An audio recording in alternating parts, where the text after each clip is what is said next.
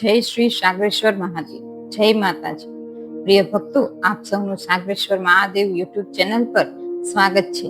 આજે આપણે એક એવા દિવ્ય પાઠની શરૂઆત કરવા જઈ રહ્યા છીએ જે માત્ર શબ્દો નથી પણ શક્તિ છે, રક્ષણ છે અને જીવન બદલવાની શક્તિ ધરાવતો એક ચમત્કાર છે. આ છે શ્રી સપ્તસતી ચંડી પાઠ. જ્યારે જ્યારે જીવનમાં અંધકાર આવે, જ્યારે મન નિરાશ થઈ જાય, ત્યારે આ પાઠ પ્રકાશ બનીને માર્ગ બતાવે છે. આ પાઠ બે નવરાત્રી જેમ કે ચૈત્રી અને આશ્વિની નવરાત્રીના રોજ અમાસ, પૂનમ અને આઠમ અને નોમના કરવો જોઈએ. આજે પૂરી શ્રદ્ધા અને ભક્તિ સાથે ચાલો આપણે સાથે મળીને પ્રારંભ કરીએ માતા ચંડિકાના પવિત્ર પાઠનો.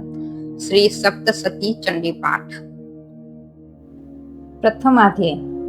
મધુકૈટભનો વધ, ભગવતીનો મહિમા. પ્રથમ ચરિત્રના બ્રહ્મા ઋષિ, મહાકાલી દેવતા, ગાયત્રી છંદ, નંદા શક્તિ, રક્તદંતિકા બીજ, અગ્નિ તત્વ અને ઋગ્વેદ સ્વરૂપ છે. શ્રી મહાકાલીની પ્રીતિ માટે પ્રથમ ચરિત્રના જપમાં આ વિનિયોગ કરવામાં આવે છે. ભગવાન શ્રી હરિ સૂઈ રહ્યા હતા તે સમયે કમલયોની બ્રહ્માજીએ મધુ અને કૈટભને હણવા માટે સ્તુતિ કરી હતી. તે મહાકાલીએ પોતાના 10 હાથમાં ખડગ, ચક્ર, ગદા, બાણ, ધનુષ, પરિધ, શૂલ, કુશુંડી, મસ્તક અને શંખ ધારણ કર્યા છે. એ 3 નેત્રવાળી સુંદર આભૂષણોથી ઢંકાયેલ છે. એમની કાંતિ નીલમણિ જેવી છે. તેમને 10 પગ છે. માર્કંડેય બોલ્યા, સૂર્યના પુત્ર શ્રાવણી, જે 8માં મનુ કહેવાય છે, તેમની ઉત્પત્તિની કથા અહીં વિસ્તારપૂર્વક કહું છું, તે સાંભળો. ભગવતી મહામાયાની કૃપાથી મહાભાગ્યશાળી શ્રાવણી જે રીતે મન્વંતરના સ્વામી થયા તે કહું છું. અગાઉ સ્વારોચિત મન્વંતરમાં સુરથ નામનો એક રાજા થઈ ગયો. તે ચૈતર વંશમાં જન્મ્યો હતો. તેથી સમસ્ત પૃથ્વી ઉપર આણ પ્રવૃત્તિ હતી. તે રાજા પોતાની પ્રજાનું પાલન પોતાના સગા પુત્રની જેમ કરતો હતો. એ રાજાને કોલના રાજા જોડે વેર બંધાયું. એ કોલના રાજા અને સુરથ વચ્ચે ભીષણ યુદ્ધ થયું. તેમાં કોલના રાજાની સંખ્યા ખૂબ થોડી હોવા છતાં તેનાથી સુરથ યુદ્ધમાં હાર્યો. આથી તે હારીને યુદ્ધભૂમિમાંથી પોતાના નગરમાં પાછો ફર્યો અને રાજ કરવા લાગ્યો. પણ શત્રુઓએ અહીં પણ તેમના ઉપર આક્રમણ કર્યું. આ બળહીન થયેલા સુરત રાજાના દુષ્ટ મંત્રીઓએ પાટનગરમાંની સેનાને તથા ત્યાંના ધન ભંડારને હાથ કર્યા. આમ રાજા સુરતનું પ્રભુત્વ નાશ પામ્યું. આથી તે શિકાર કરવાને બહાને ઘોડા ઉપર બેસીને એકલો ત્યાંથી નીકળી પડ્યો. તે ગાઢ જંગલમાં આવી પહોંચ્યો. ત્યાં તેમણે મેઘા ઋષિનો આશ્રમ જોયો. ત્યાં અનેક હિંસક પ્રાણીઓ શાંત ભાવથી રહેતા હતા. ઋષિ અનેક શિષ્યો વનની શોભા વધારી રહ્યા હતા. સુરત રાજા ત્યાં પહોંચતા ઋષિએ તેમનો સત્કાર કર્યો. રાજાએ ત્યાં રહી કેટલાક સમય ત્યાં હરવા ફરવામાં ગાળ્યો. મમત્વથી ઘેરાયેલા રાજા વિચાર કરવા લાગ્યો, મારા પૂર્વજોએ જે નગરનું પાલન કર્યું હતું તે મારી પાસેથી છૂટવાઈ ગયું છે. મારા દુષ્ટ નોકરો એનું ધર્મપૂર્વક રક્ષણ કરતા હશે કે કેમ તેની મને ખબર નથી. મારો મદમાતો હાથી વેરીને વશ થઈને કઈ સ્થિતિને પામ્યો હશે. મારી કૃપા, મારું ધન અને મારા ભોજન પામીને જેઓ હંમેશ મને અનુસરતા હતા તેઓ હવે બીજા રાજાઓની પાછળ ચાલતા હશે. અરે, એ ભંડાર મેં અતિ કષ્ટે એકઠો કર્યો હતો. તે ભાવે તેમ ખર્ચ કરી ખાલી કરી નાખશે. આમ રાજા સુરત મનમાં ચિંતા કરી રહ્યો હતો. એવામાં એક દિવસ રાજાએ આશ્રમની નજીકમાં એક વેશ્યને જોયો. તેણે એ વેશ્યને પૂછ્યું, તમે કોણ છો? અહીં આવવાનું શું કારણ છે? તમે શોકગ્રસ્ત અને ઉદાસ કેમ જાણો છો? રાજાના આ લાગણીભર્યા પ્રશ્નો સાંભળીને વેશ્ય પ્રણામ કરીને બોલ્યો, ધનવાન કુટુંબમાં જન્મેલો હું સમાધિ નામનો વેશ્ય છું. મારા દુષ્ટ પત્ની અને પુત્રોએ ધનલોભથી મને ઘરમાંથી હાંકી કાઢ્યો છે. હું અત્યારે ધન, પત્ની અને પુત્રોથી ત્યજાયેલો છું. મારા વિશ્વાસુ બંધુઓએ મારું ધન પડાવી લઈ મારો ત્યાગ કર્યો છે. તેથી દુઃખી થઈને હું અહીં વનમાં આવ્યો છું. અહીં આવ્યા પછી મારા પત્ની, પુત્રો અને સ્વજનો વિશે ક્ષેમ કુશળ જાણવાની ઈચ્છા છે, કેમ કે તેઓ કુશળ હશે કે અકુશળ હશે, શી પ્રવૃત્તિ કરતા હશે, મારા પુત્રો સદાચારી હશે કે દુરાચારી.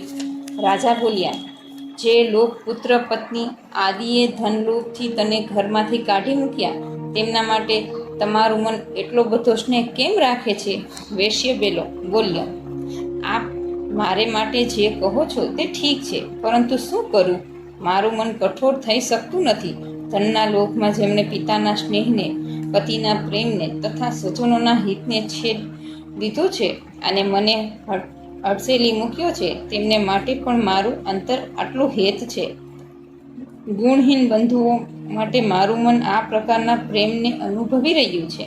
એમને માટે હું નિરાશા નાખી રહ્યો છું. એ લોકોમાં પ્રેમોના સંપૂર્ણ અભાવ હોવા છતાં તેમના માટે મારા મનમાં નિષ્ઠુરતા આવતી નથી. માર્કંડેય બોલ્યા, હે વિપ્રવર!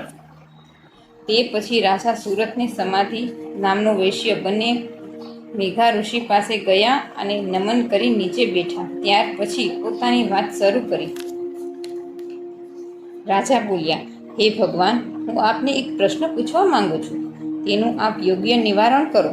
મારું ચિત્ત મારે આધીન રહેતું નથી. મને દુઃખ થાય છે. જે રાજ્ય મારા હાથમાંથી ગયું છે તેના દરેક વિષયમાં મારી મમતા રહેલી છે.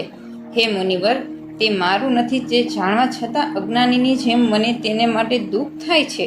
તે શું છે? વળી આ વેશ્યને અપમાન કરીને ઘરમાંથી કાઢી મૂકવામાં આવ્યો છે. તેના પત્ની, પુત્ર ને સેવકોએ તેનો ત્યાગ કર્યો છે. આમ સ્વજનોએ તેનો ત્યાગ કર્યો છે, તો પણ તેમના માટે હૃદયમાં પ્રેમ રાખે છે. આમ અમે બંને દુઃખી થઈએ છીએ. એમના દોષો જાણવા હોવા છતાં તેમના માટે મોહ પેદા થાય છે. હે મહાભાગ, અમે બંને સમજદાર હોવા છતાં વિવેકશૂન્ય માનવીની જેમ અમારામાં મૂઢતા જણાય છે. તેનું કારણ શું છે? ઋષિ બોલ્યા, હે મહાભાગ, જીવ માત્રને વિષય માર્ગનું જ્ઞાન સમજવા સમાન હોય છે. તેમજ સર્વને જુદા જુદા વિષયો હોય છે. કેટલાક પ્રાણીઓ દિવસે આંધળા હોય છે, તો કેટલાક રાત્રે રતાંધળા હોય છે. વળી કેટલાક દિવસે અને રાત્રે સરખી દ્રષ્ટિવાળા હોય છે. મનુષ્ય સમજદાર છે. પશુ, પક્ષી અને મૃગ બધા પ્રાણીઓ સમજદાર છે. જેવું પ્રાણીઓમાં જ્ઞાન હોય છે તેવું મનુષ્યોમાં જ્ઞાન હોય છે. મનુષ્યોમાં જે સમજ છે તે મૃગ પક્ષીઓમાં પણ છે. આમ બંનેમાં સરખી સમજ છે. ઉપરાંત બીજી બાબતમાં પણ બંને સરખા છે. આ પક્ષીઓ જુઓ, સમજ હોવા છતાં પોતે ખૂંટે રહી મોહવશ થઈ બચ્ચાને ખવડાવે છે. મનુષ્યો પણ પોતાના પુત્રો પ્રત્યે આવી અભિલાષાવાળા હોય છે. પોતાના કરેલા ઉપકારોનો બદલો છેલ્લે અવસ્થામાં પુત્રો તરફથી મળશે તેવી અભિલાષા કરે છે. એ તમે નથી જોતા. વળી તેઓ આ સંસારનું ચક્ર ચલાવનારી ભગવતી મહામાયાના પ્રભાવથી મોહરૂપ અંધકારના ખાડામાં પડેલા હોય છે. તેથી આ બાબતમાં આશ્ચર્ય પામવા જેવું કશું નથી. ભગવાન વિષ્ણુની યોગ નિંદ્રા જેવી ભગવતી મહામાયા છે. તેનાથી આ જગત મોહ પામેલ છે. એ દેવી મહામાયા ગમે તેવા જ્ઞાનીઓના ચિત્તને પણ બળપૂર્વક ખેંચીને મોહને સ્વાધીન કરે છે. સમગ્ર વિશ્વ એ મહામાયા વડે ઉત્પન્ન થયેલ છે. તે પ્રસન્ન થાય છે ત્યારે મનુષ્યો વરદાન મળે છે અને મુક્તિ આપે છે. એ જ પરમ વિદ્યા સંસાર બંધન કાપી મોક્ષ આપનારી અને ઈશ્વરોની પણ અધીશ્વરી સનાતન દેવી છે. રાજાએ પૂછ્યું, હે ભગવાન, આપ જેને મહામાયા કહો છો તે દેવી કોણ છે? તેનું પ્રાગટ્ય કેવી રીતે થયું? તેનું ચરિત્ર શું છે? તે દેવીનો જે પ્રભાવ હોય, સ્વરૂપ હોય, ઉદ્ભવ હોય, તે બધું જ હું સાંભળવા ઈચ્છું છું. હે શ્રેષ્ઠ બ્રહ્મવેતા, મને તે કહો. ઋષિ બોલ્યા, એ નિત્ય સ્વરૂપા છે. જગતનું તેનું સ્વરૂપ છે. સકળ વિશ્વમાં એ વ્યાપી રહી છે. તેમ છતાં એનું પ્રાગટ્ય વિવિધ પ્રકારે થાય છે. તમે તે હવે સાંભળો. તે નિત્ય અને અજન્મા છે.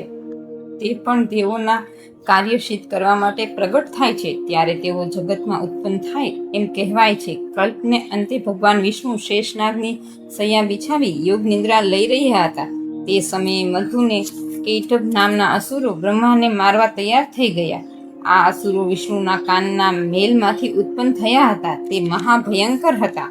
હવે ભગવાન વિષ્ણુના નાભી કમળમાં બિરાજેલા પ્રજાપતિ બ્રહ્માએ આ બંને અસુરને પોતાની પાસે આવતા જોયા. આથી બ્રહ્માએ ભગવાન વિષ્ણુને પોઢેલા દીઠા. એટલે તેમને વિષ્ણુને જગાડવા માટે તેમના નેત્રમાં પ્રવેશ કરી રહેલી યોગ નિદ્રાની એક ચિત્ત થઈને સ્તુતિ કરવા લાગ્યા. જે આ વિશ્વની અધીશ્વરી, જગતનું પાલન ધારણ સંહાર કરનારી ભગવતી વિષ્ણુની અનુપમ શક્તિ છે. બ્રહ્મા બોલ્યા, હે દેવી, તું સ્વાહા, સ્વધા અને વષ્ટકાર છે. સ્વર પણ તારું સ્વરૂપ છે. તું શુદ્ધા છે. નિત્ય અક્ષર પ્રણવમાં અકાર, ઉકાર, મકાર એ 3 માત્રાના રૂપમાં તું જ રહી છે. ઉચ્ચારી ન શકાય તેવી જે અધર્માત્રા તે તું જ છે.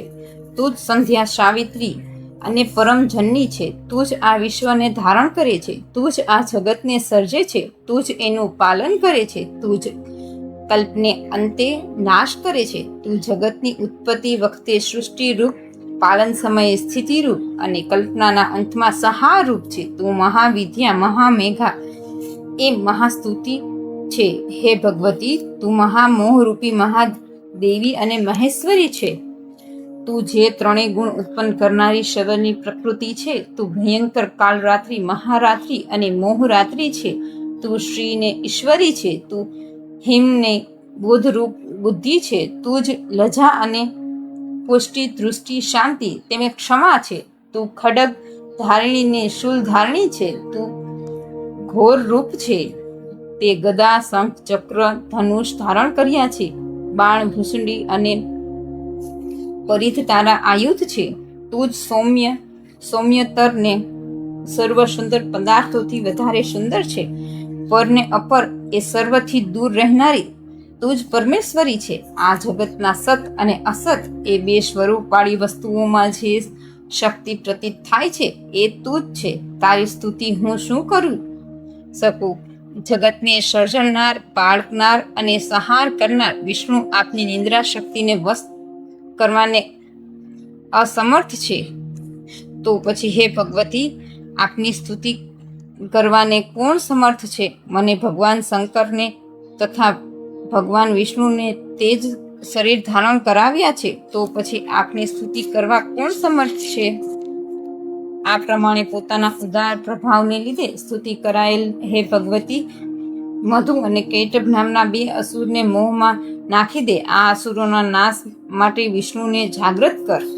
ઋષિ બોલ્યા, મધુ અને કૈટભનો નાશ કરવા માટે વિષ્ણુને જગાડવા માટે બ્રહ્માજીએ તમોગુણની અધિષ્ઠાત્રી દેવી યોગ માયાને સ્તુતિ કરી. ત્યારે એ દેવી ભગવાનના નેત્ર, મુખ, નાક, હાથ, હૃદય અને છાતીમાંથી બહાર નીકળીને અવ્યક્ત જન્મમાં બ્રહ્માજીની આગળ ખડી થઈ ગઈ.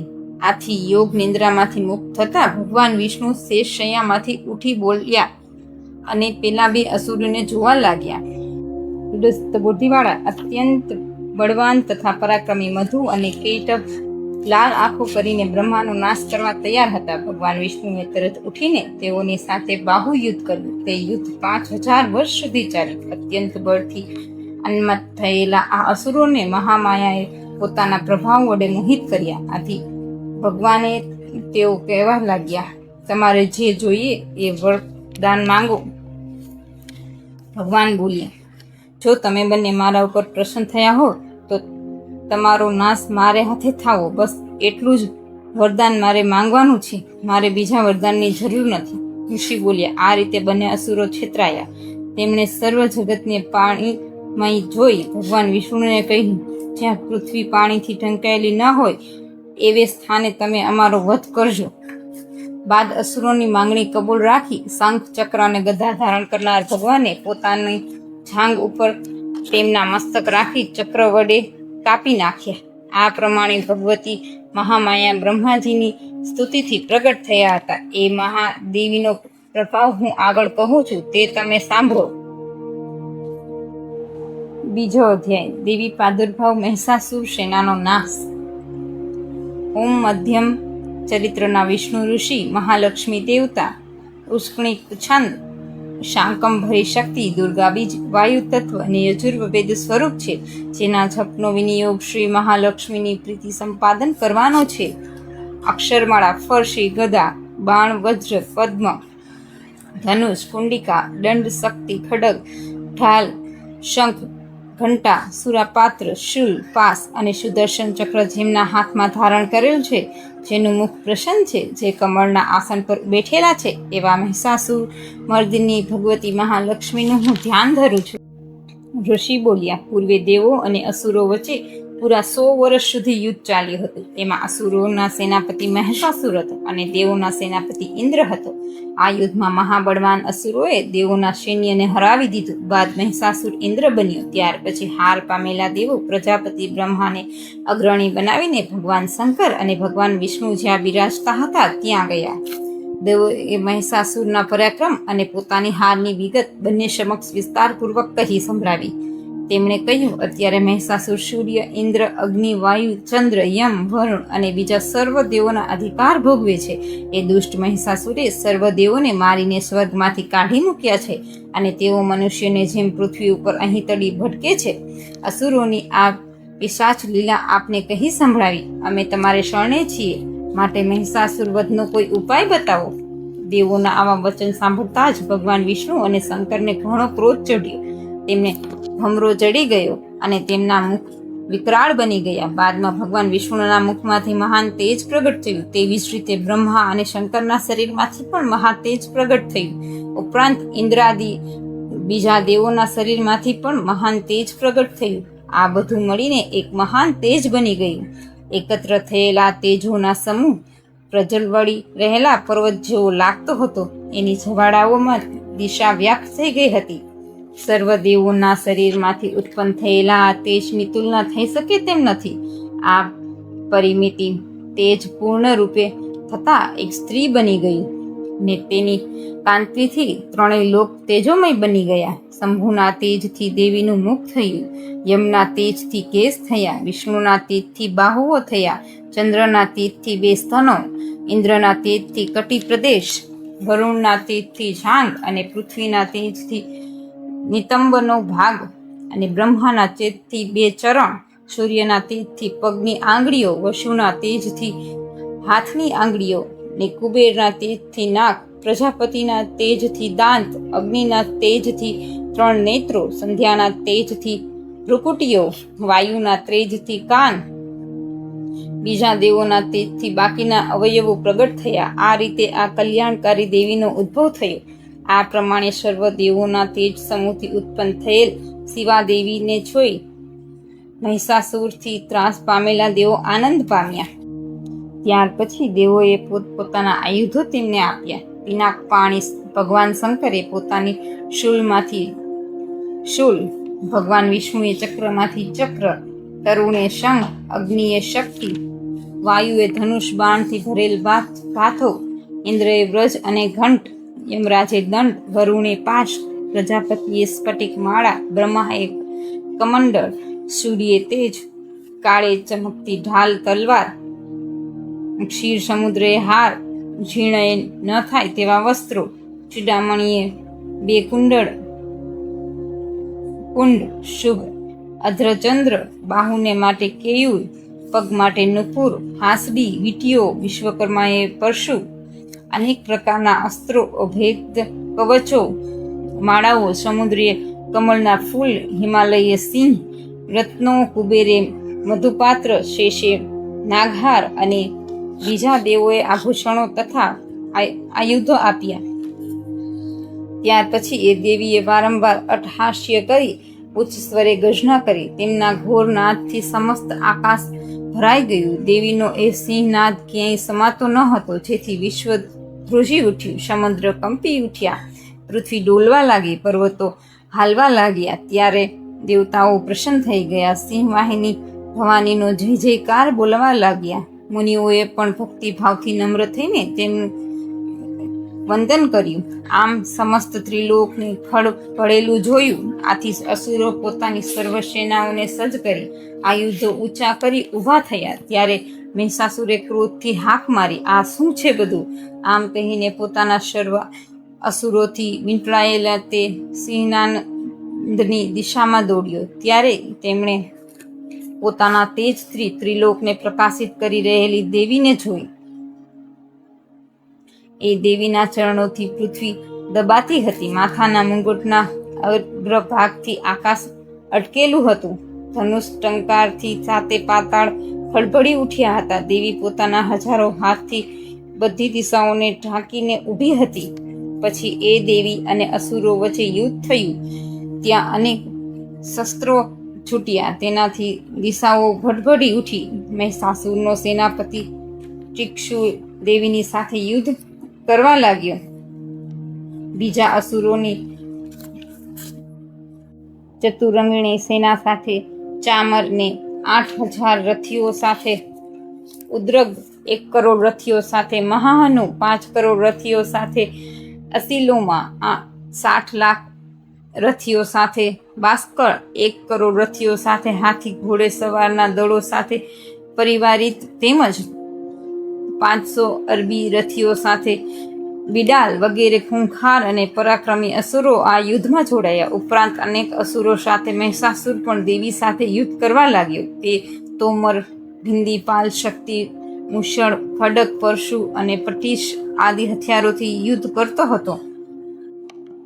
કેટલાય અસુરોએ શક્તિઓનો પ્રહાર કર્યો, કેટલાએ પાસ ફેંક્યા, કેટલાએ ખડકના પ્રહાર કર્યા. એ વખતે દેવી ચંડિકાએ એ અસુરોના શસ્ત્રોનું રમતવાતમાં પોતાના શસ્ત્રોનો વરસાદ વરસાવીને નાશ કર્યો. આમ છતાં દેવીના મુખ ઉપર થાકની નિશાની ન હતી. દેવતાઓ ને ઋષિઓ તેમની સ્તુતિ કરવા લાગ્યા. ભગવતી અસુરોના દેહ ઉપર શસ્ત્રોનો વરસાદ વરસાવતા હતા. દેવીનું વાહન સિંહ પણ અત્યંત ક્રોધિત બની કેસવાળી, કંપાળવળી દવા નળની જેમ અસુરોના સૈન્યમાં ફરવા લાગ્યું. યુદ્ધભૂમિમાં દેવી અંબિકાએ યુદ્ધ કરતા કરતા જે નિશ્વાસો છોડ્યા તેમનાથી તરત જ સેંકડો હજારો ગણો પ્રકટ થયા. તે ગણો પરશુ, હિન્દીપાલ, તલવાર અને કશીશોથી યુદ્ધ કરવા લાગ્યા. આમાંના કેટલાક ગણો ઢોલ, કેટલાક શંખ અને કેટલાક મૃદંગો વગાડતા હતા. તે સમયે દેવીએ ત્રિશૂલ, ગદા, શક્તિ, ખંજર અને ખડગ આદિથી સેંકડો બળવાન અસુરોનો નાશ કર્યો. કેટલાકને દેવીને ઢાળી દીધા, કેટલાક ઘંટાના નાદથી મૂર્છિત થયા, કેટલાકને દેવીએ પાસથી બાંધી દીધા, કેટલાકને 2 ભાગમાં કાપી નાખ્યા, કેટલાકને તલવારથી ચીરી નાખ્યા, કેટલાક ગદાના પ્રહારથી નીચે પટકાઈ પડ્યા, કેટલાક મુસલના પ્રહારથી, કેટલાય શૂલબારથી, કેટલાય બાણોના વિંધવાથી મૃત્યુને શરણે પામ્યા. તો કેટલાય કોઈ હાથ, કોઈની ડોક, કોઈના માથા, કોઈના અડધા શરીર ચીરાઈ ગયા હતા. વળી કેટલાકની જાંઘ, કેટલાકના 1 પગ, કેટલાકને 1 હાથવાળા, કેટલાક 1 આંખવાળા થયા હતા. કેટલાય અસુરો યુદ્ધભૂમિમાં ઢળીને પડેલા હતા. તો વળી કેટલાય મસ્તક કપાવાને ભૂમિ ઉપર ઢળી પડ્યા, છતાં ફરીથી ઉઠ્યા. માથા કપાઈ ગયા છતાં ધડથી લડતા હતા. આ અસુરો હાથમાં ખડક, શક્તિ અને ખંજર લઈને દેવીને પટકારતા હતા. દેવીએ આ યુદ્ધભૂમિમાં રથ, હાથી, ઘોડા અને અસુરોને એટલા બધા ઢાળી દીધા હતા કે ધરતી ઉપર ચાલવાની જરા સરખી જગ્યા રહી નહીં. તેઓના શરીરમાં લોહીના હાબડિયા ભર્યા હતા અને તેમાંથી મહાનદીઓ વહેવા લાગી. આમ મહાદેવી અંબિકાએ એક ક્ષણમાં અસુરોને મહાસૈન્યનો નાશ કરી નાખ્યો. તે સમયે દેવીની સિંહ મસ્તક ધૂણાવતો મોટી ગર્જના કરીને જાણે અસુરના શરીરમાંથી પ્રાણ ખેંચ્યા હોય તેમ ફરવા લાગ્યો. દેવીના નિશ્વાસે ઉત્પન્ન થયેલા ગણોએ પણ અસુરો સાથે એવું મહાન યુદ્ધ કર્યું કે જેથી સ્વર્ગમાંના દેવો આનંદિત પામીને તેમના પર પુષ્પોની વૃષ્ટિ કરી. 3જો અધ્યાય. સેનાપતિઓ અને મહિષાસુરનો વધ. કમળાસન જગદંબાના અંગોની કાંતિ સૂર્યના કિરણો જેવી છે. તેમણે લાલ રંગની સાડી અને ગળામાં મૂંઢમાળા ધારણ કરેલી છે. એમના સ્તન ઉપર રક્તચંદનનો લેપ, કમળમાં જપમાળા, વિદ્યા, અભય તથા વરમુદ્રાઓ છે. તેમનું ત્રિનેત્રવાળું મુખ શોભી રહ્યું છે. તેમના મસ્તક ઉપર રત્નજડિત મુંગટ અને અર્ધચંદ્ર છે. એવી દેવીને હું ભક્તિપૂર્વક ધ્યાન કરું છું. ઋષિ બોલ્યા. અસુરોના સૈન્યનો આ રીતે નાશ થતો જોઈને સેનાપતિ ચિક્ષુર ક્રોધિત બની જગદંબા સામે યુદ્ધ કરવા લાગ્યો. એ અસુરે દેવી ઉપર બાણ વર્ષા છોડી. ત્યારે દેવીએ બાણો છોડીને જાણે રમતવાતમાં તેમના બાણોના સમૂહનો, અશ્વો અને સારથીનો નાશ કર્યો. ઉપરાંત ચિક્ષુરના ધનુષનો, ધજાનો અને તેમના એકે એક અંગોનો બાણોથી વીંધી નાખ્યા. છતાં હતાશ થયેલો ચિક્ષુ ઢાલ તલવાર લઈને દેવી તરફ ધસી આવ્યો ને તીક્ષ્ણ ખડક વડે દેવીના સિંહના માથામાં અને દેવીના ડાબા હાથ ઉપર ઘા કર્યો. પણ રાજન, દેવીના હાથને ખડગ અડતા જ તેના કટકા થઈ ગયા. આથી તેણે ત્રિશૂલ લઈને ભગવતી ઉપર ઘા કર્યો. દેવીએ સામેથી ત્રિશૂલ આવતું જોઈને પોતે સામે ત્રિશૂલ ફેંક્યું. આથી ચિક્ષુરના ત્રિશૂલના ટુકડે ટુકડા થઈ ગયા અને ચિક્ષુરનો પણ નાશ કર્યો. આમ ચિક્ષુરનો નાશ થતા ચામર નામનો બીજો સેનાપતિ હાથી ઉપર બેસીને યુદ્ધ કરવા આવ્યો. ચામરે દેવી ઉપર શક્તિ ફેંકી. ત્યાં તો દેવીએ હુંકાર માત્ર કરીને એ શક્તિને ક્ષીણ કરી. આથી શક્તિને તૂટેલી જોઈ ચામરે ક્રોધથી ત્રિશૂળ ફેંક્યું. દેવીએ બાણો વડે તેઓનો નાશ કર્યો. આ સમયે દેવીનો સિંહ છલાંગ મારીને હાથીના મસ્તક ઉપર બેઠો અને ચામર સાથે બાહુ યુદ્ધ કરવા લાગ્યું. યુદ્ધ કરતા કરતા બંને જમીન પર આવ્યા અને સામસામે ભયંકર રીતે પ્રહાર કરવા લાગ્યા. છેવટે દેવીના સિંહે વેગથી આકાશ તરફ કૂદી ચામર ઉપર પડી પોતાના પંજા વડે તેનું મસ્તક ધડથી જુદું કર્યું. આ બાજુ દેવી શિલાને વૃક્ષ આદિથી ઉદ્ગને હણી નાખ્યો. વળી તેમના દાંત મુઠીને થપાટ મારીને કરાલને ગબડાવી પડ્યો. પછી દેવીએ ગદાના ઘા કરીને ઉદ્દતને ચીરી નાખ્યો. વળી એમના બાસ્કલ, ભિંદીપાલ, તામ્રશૂર અને અંધકાસુરને બાણોથી પૂરા કર્યા. પછી ત્રિનયના પરમેશ્વરીએ ત્રિશૂલથી ઉગ્રાસ્ત્ર, ઉગ્રવીર્ય અને મહાહનુનો નાશ કર્યો. તલવારથી પિડાલ અને બાણોથી દુર્ધર તથા દુર્મુખ અસુરોનો વિનાશ કર્યો. આ પ્રમાણે પોતાની સેનાનો નાશ થતો જોઈ મહિષાસુર પાડાનું રૂપ ધારણ કરીને દેવીના ગણોને ત્રાસ આપવા લાગ્યો. કેટલાકને મુખ પ્રહારથી, કેટલાકને ધરીના ઘાથી અને કેટલાકને પૂંછડીના મારથી અને કેટલાકને શિંગડા વતી ચીરીને નીચે પાડવા લાગ્યો. કેટલાકને વેગથી, કેટલાકને અવાજથી ભ્રમિત કરીને, કેટલાકને નિશ્વાસથી ભૂમિ ઉપર નાખ્યા. પછી તે દેવીના સિંહનો નાશ કરવા આવ્યો. ત્યાં દેવી ક્રોધિત બન્યા. મહિષાસુર ક્રોધમાં આવીને પૃથ્વીના તળને ખરીથી ખોદવા લાગ્યો અને શિંગડાથી પર્વતો ઉછાળી ગર્જના કરવા લાગ્યો. એના વેગ ભર્યા ચક્કરથી ધરતી ખળભળી ઉઠી, તેમાં ફાડ પડી. એના પૂંછડાના પછાડથી સમુદ્ર ચારે બાજુએ પૃથ્વીને ભીંજાવા લાગ્યો. તેના શિંગડાના આઘાતથી વાદળો વેરાઈને ટુકડે ટુકડા થઈ ગયા. તેના નિશ્વાસથી સેંકડો પર્વતો આકાશે ઉડી નીચે પડવા લાગ્યા. આમ ક્રોધે ભરાયેલા પોતાની તરફ ધસી આવતા મહિષાસુરને જોતા દેવી ચંડિકા તેનો નાશ કરવા ક્રોધાયમાન થયા. તેમણે પાશ ફેંકીને મહિષાસુરને બાંધી દીધો. પાશ બંધનમાંથી મુક્ત થવા મહિષાસુરે પાડાનું રૂપ ત્યજી દઈ તરત સિંહનું રૂપ ધારણ કર્યું. જ્યાં અંબિકા તેમનું મસ્તક છેદવા જાય છે ત્યાં તે હાથમાં ખડક લઈને ઉભેલા પુરુષ રૂપે દેખાયો. તે જ સમયે દેવીએ ખડક અને બાણો વડે તેને વિંધવા જાય ત્યારે તેમના મોટા હાથીનું રૂપ ધારણ કર્યું. તે શૂંઢ વડે દેવીના સિંહને ખેંચવા લાગ્યો એટલે દેવી ખડકથી તેનું શૂંઢ કાપી નાખી. આથી તેમણે પાછું પાડાનું રૂપ ધારણ કરીને ત્રણેય લોકને ત્રાસ પામડવા લાગ્યો. એટલે જ જગત માતા અત્યંત ક્રોધે ભરાયા અને એમના નેત્રો લાલચોળ થઈ ગયા. વારંવાર મધુપાન કરીને તેઓ હસવા લાગ્યા. પરાક્રમ અને બળના મદથી ઉન્મત્ત બનેલ મહિષાસુર શિંગડાઓમાં મોટા મોટા પર્વતોને ઉચકીને ચંડિકા ઉપર નાખવા લાગ્યો. આ પહાડોને દેવીએ બાણ વડે ચૂરે ચૂરા કર્યા. તે વખતે દેવીનું મુખ મધુપાનથી લાલ થઈ ગયું હતું. તેઓ વ્યગ્ર થઈ બોલ્યા.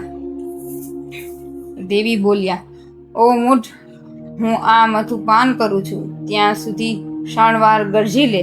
ભલે તું ગર્જના કર, હું તને હમણાં જ હણી નાખીશ. એટલે પછી દેવતાઓ ગર્જના કરશે. ઋષિ બોલ્યા. આમ કહીને દેવી ઉછળ્યા અને મહિષાસુર ઉપર ચડી બેઠા.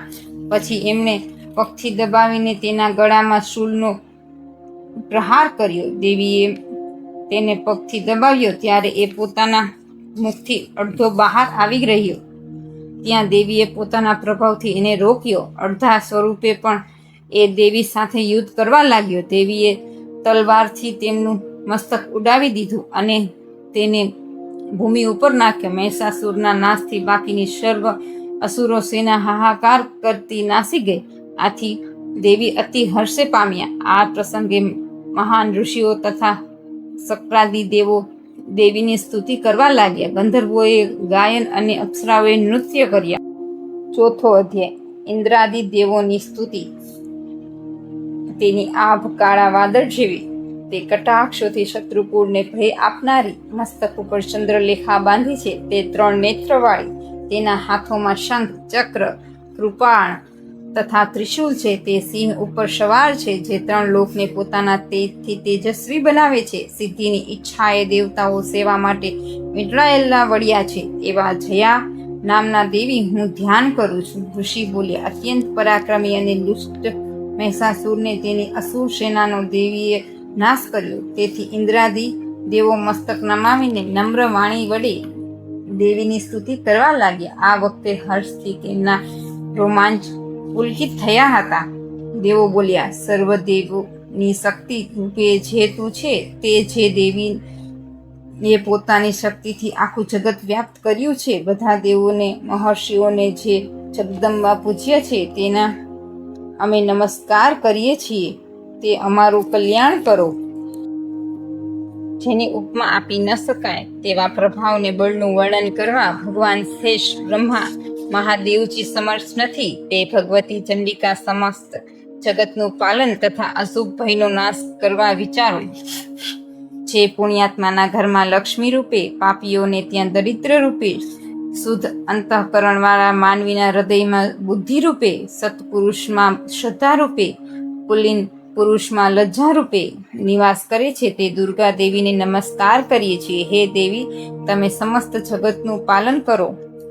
તમારું કલ્યાણમાં ન આવે તેવા રૂપનું અસુરોનો નાશ કરવા કરેલા પરાક્રમનું, દેવોને દાનવો આગળ પ્રગટ કરેલ અદ્ભુત ચરિત્રોનું અમે કઈ રીતે વર્ણન કરીએ? તમે જગતની ઉત્પત્તિનું કારણ છો. તમારામાં સત્વ, રજો, તમો ગુણ છે, છતાંય દોષો તમને સ્પર્શી શકતા નથી. ભગવાન વિષ્ણુ, મહાદેવ આદિ દેવો તમારા પાર પામી શકતા નથી. તમે જે સર્વના આશ્રય રૂપ અને આખું જગત તમારા અંશભૂત છે, તમે આદ્ય અવિકૃત પરમ પ્રકૃતિ છો. દેવી, આ બધા યજ્ઞોમાં જેના ઉચ્ચારણથી દેવતાઓ તૃપ્તિ પામે છે, તે સ્વાહા તમે છો. એ ઉપરાંત પિતૃઓની તૃપ્તિનું કારણ પણ તમે છો, માટે લોકો તમને સ્વધા કહે છે. દેવી, જે મોક્ષની પ્રાપ્તિનું સાધન છે, અચિંતિત મહાવ્રત રૂપ છે, દોષો રહિત જીતેન્દ્રિયો તત્વને સાર રૂપ માનવ વાળા અને મોક્ષની આશા રાખનાર મુનિજન જેનું ચિંતન કરે છે, તે ભગવતી પરાવિદ્યા તમે જ છો. તમે જ શબ્દ સ્વરૂપ છો. અત્યંત નિર્બળ ઋગ્વેદ, યજુર્વેદ, અર્થર, ઉપદિતના મનોહર પદોના પાઠવાળા સામદેવના આધાર તમે જ છો. તમે જ 3 વેદ અને ભગવતી છો. આ વિશ્વમાં ઉત્પત્તિ પાલનને આજીવિકા રૂપે પ્રગટ થયા છો. તમે જ જગતની સમસ્ત પીડાનો નાશ કરનાર છો. હે દેવી, જેનાથી સર્વ શાસ્ત્રોનો પાર પામી શકાય તે મેઘા બુદ્ધિ આપ છો. દુર્ગમ ભવસાગરને પાર ઉતારનાર નૌકારૂપ દુર્ગા આપ છો. મધુકૈટકના શત્રુ લક્ષ્મી અને ગૌરી આપ છો. હે દેવી, આપનું મુખ મંદ હાસ્યથી શોભતું, પૂર્ણ ચંદ્રબિંદીને અનુસરતું અને સંપૂર્ણ કાંતિને ઝાંકતું પાડનાર છે. છતાંય મહિષાસુરે આપના પર પ્રહાર કર્યો એ આશ્ચર્યની વાત છે. હે દેવી, ક્રોધે ભરાયેલું, ભ્રુકુટીથી ભયંકર લાગતું, ઉદયકાળના ચંદ્રબિંદી જેવું રાતું આપનું મુખ જોઈને મહિષાસુર પ્રાણનો ત્યાગ કેમ ન કર્યો? તે અત્યંત વિચિત્ર છે, કેમ કે ક્રોધાયુક્ત યમરાજના દર્શન થતા કોણ જીવી શકે? હે દેવી, આપ પ્રસન્ન થતા કલ્યાણ કરો છો, તે કોપાયમાન થતા કુળનો નાશ કરો છો. તે હમણાં મહિષાસુરના સૈન્યનો નાશ કર્યો ત્યારે જાણ્યું. હે દેવી, આપ જેમના ઉપર પ્રસન્ન થાવ છો તે પ્રતિષ્ઠિત થાય છે, તેમને ધન અને યશ પ્રાપ્ત થાય છે. તેના ધર્મમાં કદી શિથિલતા આવતી નથી. સુપુત્ર, પત્ની ને સેવકો સમૃદ્ધિવંત થઈ કૃતજ્ઞ થાય છે. હે દેવી, તમારી કૃપાથી પુણ્યાત્મા પુરુષ રોજ ઘણી શ્રદ્ધાથી ધર્મમય કાર્યો કરે છે અને તેના પ્રભાવથી સ્વર્ગ લોકમાં જાય છે. તેથી તમે 3 લોકમાં મનોવાંછિત ફળ આપનારા છો. માં દુર્ગા, તમારું સ્મરણ કરતા પ્રાણી માત્રના ભયને હરો છો ને સ્વસ્થ પુરુષોને સ્મરણ થતા તેમને પરમ કલ્યાણી બુદ્ધિ આપો છો. દુઃખ, દારિદ્ર્યને ભય હરનાર તમારા સિવાય બીજું કોણ છે જેમનું ચિત્ત બધા ઉપર ઉપકાર કરવા દયાળુ રહે છે? હે દેવી, અસુરોના સંહારથી જગતને સુખ થાય. એ અસુરો હંમેશા નરકોમાં રહેવા માટે પાપ કર્મો કરતા રહે છે અને યુદ્ધ ભૂમિમાં મૃત્યુ પામીને સ્વર્ગલોકને પામે. આવા 3 પ્રકારના હેતુને મનમાં ધારીને તમે શત્રુઓનો નાશ કરો છો. હે દેવી, આપ અસુરો પર શસ્ત્રોના પ્રહાર શા માટે કરો છો? દ્રષ્ટિપાતથી તમને કેમ ભસ્મ નથી કરતા? પરંતુ તેઓ તમારા શસ્ત્ર પ્રહાર વડે પવિત્ર થઈને પરમ ગતિને પામે. આવી રીતે આપની બુદ્ધિ શત્રુઓ પ્રત્યે કલ્યાણકારી જ છે. હે દેવી, આપના ખડગના પ્રકાશ સમૂહથી તથા ત્રિશૂલના અગ્રભાગના તીક્ષ્ણ તેજથી અંજાઈને અસુરોની આંખો ફૂટી ન ગઈ. તેનું કારણ એટલું કે શીતળ કિરણો યુદ્ધ ચંદ્ર જેવા આપના મુખ દર્શન તેઓ કરતા હતા. હે દેવી, તમારું શીલ દુરાચારીઓના દુષ્ટ વર્તનને દૂર કરનારું છે. વળી તમારું આ રૂપ એવું છે કે કલ્પનામાં આવી શકતું નથી. કોઈની સાથે તેની સરખામણી પણ થઈ શકતી નથી. તમારું બળ અને પરાક્રમ એ અસુરોના નાશ કરનાર, જે અસુરોએ દેવોના પરાક્રમનો નાશ કર્યો હતો, આ પ્રમાણે તમે શત્રુઓ ઉપર દયા કરી છે. હે દેવી, આપના પરાક્રમની તુલના કોની સાથે થઈ શકે તેમ છે? શત્રુઓને ભય પમાડનારું આપનું ઉગ્ર રૂપ બીજે ક્યાંય જોવા મળે તેમ છે. હે દેવી, ચિત્તમાં અને યુદ્ધમાં નિષ્ઠુરતા 3 લોકમાં એવી એ બાબતો તમારામાં જ જોવા મળે છે. હે દેવી, આપે શત્રુઓનો નાશ કરી 3 લોકનું રક્ષણ કર્યું છે. એ શત્રુઓ પણ યુદ્ધભૂમિમાં મારીને સ્વર્ગમાં પહોંચાડ્યા છે. વળી અસુરો તરફથી આપને જે ભય હતો તેનો આપે નાશ કર્યો. આથી આપને નમસ્કાર હો. હે જગદંબા, ત્રિશૂલને ખડગ વડે અમારું રક્ષણ કરો. તમારા ઘંટનાદને ધનુષના ટંકારથી અમારું રક્ષણ કરો. હે ચંડિકા, ત્રિશૂલ ફેરવીને પૂર્વમાં, પશ્ચિમમાં, ઉત્તરમાં અને દક્ષિણમાં અમારું રક્ષણ કરો. હે દેવી, 3 લોકમાં જે આપનું પરમ સુંદર અને ભયંકર રૂપ રહેલું છે તેના વડે અમારું ને આ પૃથ્વીનું રક્ષણ કરો. હે અંબિકા, આપના હાથમાં હંમેશા જે ખડગ, ત્રિશૂલ, ગદા, ધનુષ આદિ રહે છે તે વડે અમારું સર્વથા રક્ષણ કરો. ઋષિ બોલ્યા, આ રીતે જ્યારે જગત માતા દુર્ગાને દેવોએ સ્તુતિ કરીને વંદના કરવાના પુષ્પો વડે ગંધ, ચંદન આદિથી તેમનું પૂજન કર્યું. બધાએ ભેગા થઈને જ્યાં ભક્તિપૂર્વક દિવ્ય ધૂપની સુગંધિત અર્પણ કરી ત્યારે દેવીએ પ્રસન્ન થઈને દેવોને કહ્યું. દેવી બોલ્યા, હે દેવતાઓ, મારી પાસેથી તમે જેની અભિલાષા રાખતા હતા તે માંગો. દેવો બોલ્યા, ભગવતીએ અમારી સર્વ ઈચ્છા પૂર્ણ કરી છે. હવે કંઈ બાકી નથી, કારણ કે અમારો શત્રુ મહિષાસુર નાશ પામ્યો છે. હે મહેશ્વરી, એથી બધું આપની પાસેથી કોઈ ઈચ્છા નથી. તો અમે જ્યારે જ્યારે આપનું સ્મરણ કરીએ ત્યારે ત્યારે અમારી આપત્તિઓ હરજો. હે દેવી, જે મનુષ્યો આ સ્ત્રોતો વડે આપની સ્તુતિ કરે તેને જ્ઞાન, વૈભવ, ધન તથા પત્નીનું સુખ આપજો. ને જેમ અમારા ઉપર પ્રસન્ન રહો છો તેમ તેમના ઉપર પ્રસન્ન રહેજો. ઋષિ બોલ્યા, હે રાજન, દેવોએ જગત માટે તથા પોતાના માટે દેવીને પ્રસન્ન કરીને વરદાન માંગ્યું. દેવીએ તથાસ્તુ કહીને અંતર્ધ્યાન થઈ ગયા. હે રાજન, 3 લોકનું હિત કરનાર એ દેવીએ દેવોના શરીરમાંથી જે સ્વરૂપે પ્રગટ થઈ જે કાર્યો કર્યા હતા તે બધું મેં તમોને કહી સંભળાવ્યું. દેવો ઉપર ઉપકાર કરનારા એ દેવી દુષ્ટ અસુરોને શુંભ નિશુંભના વધ માટે તથા જગતનું રક્ષણ કરવા માટે ફરીથી ગૌરીના દેહમાંથી કેવી રીતે પ્રગટ થયા તે કથા હવે હું કહું છું, તે તમે સાંભળો.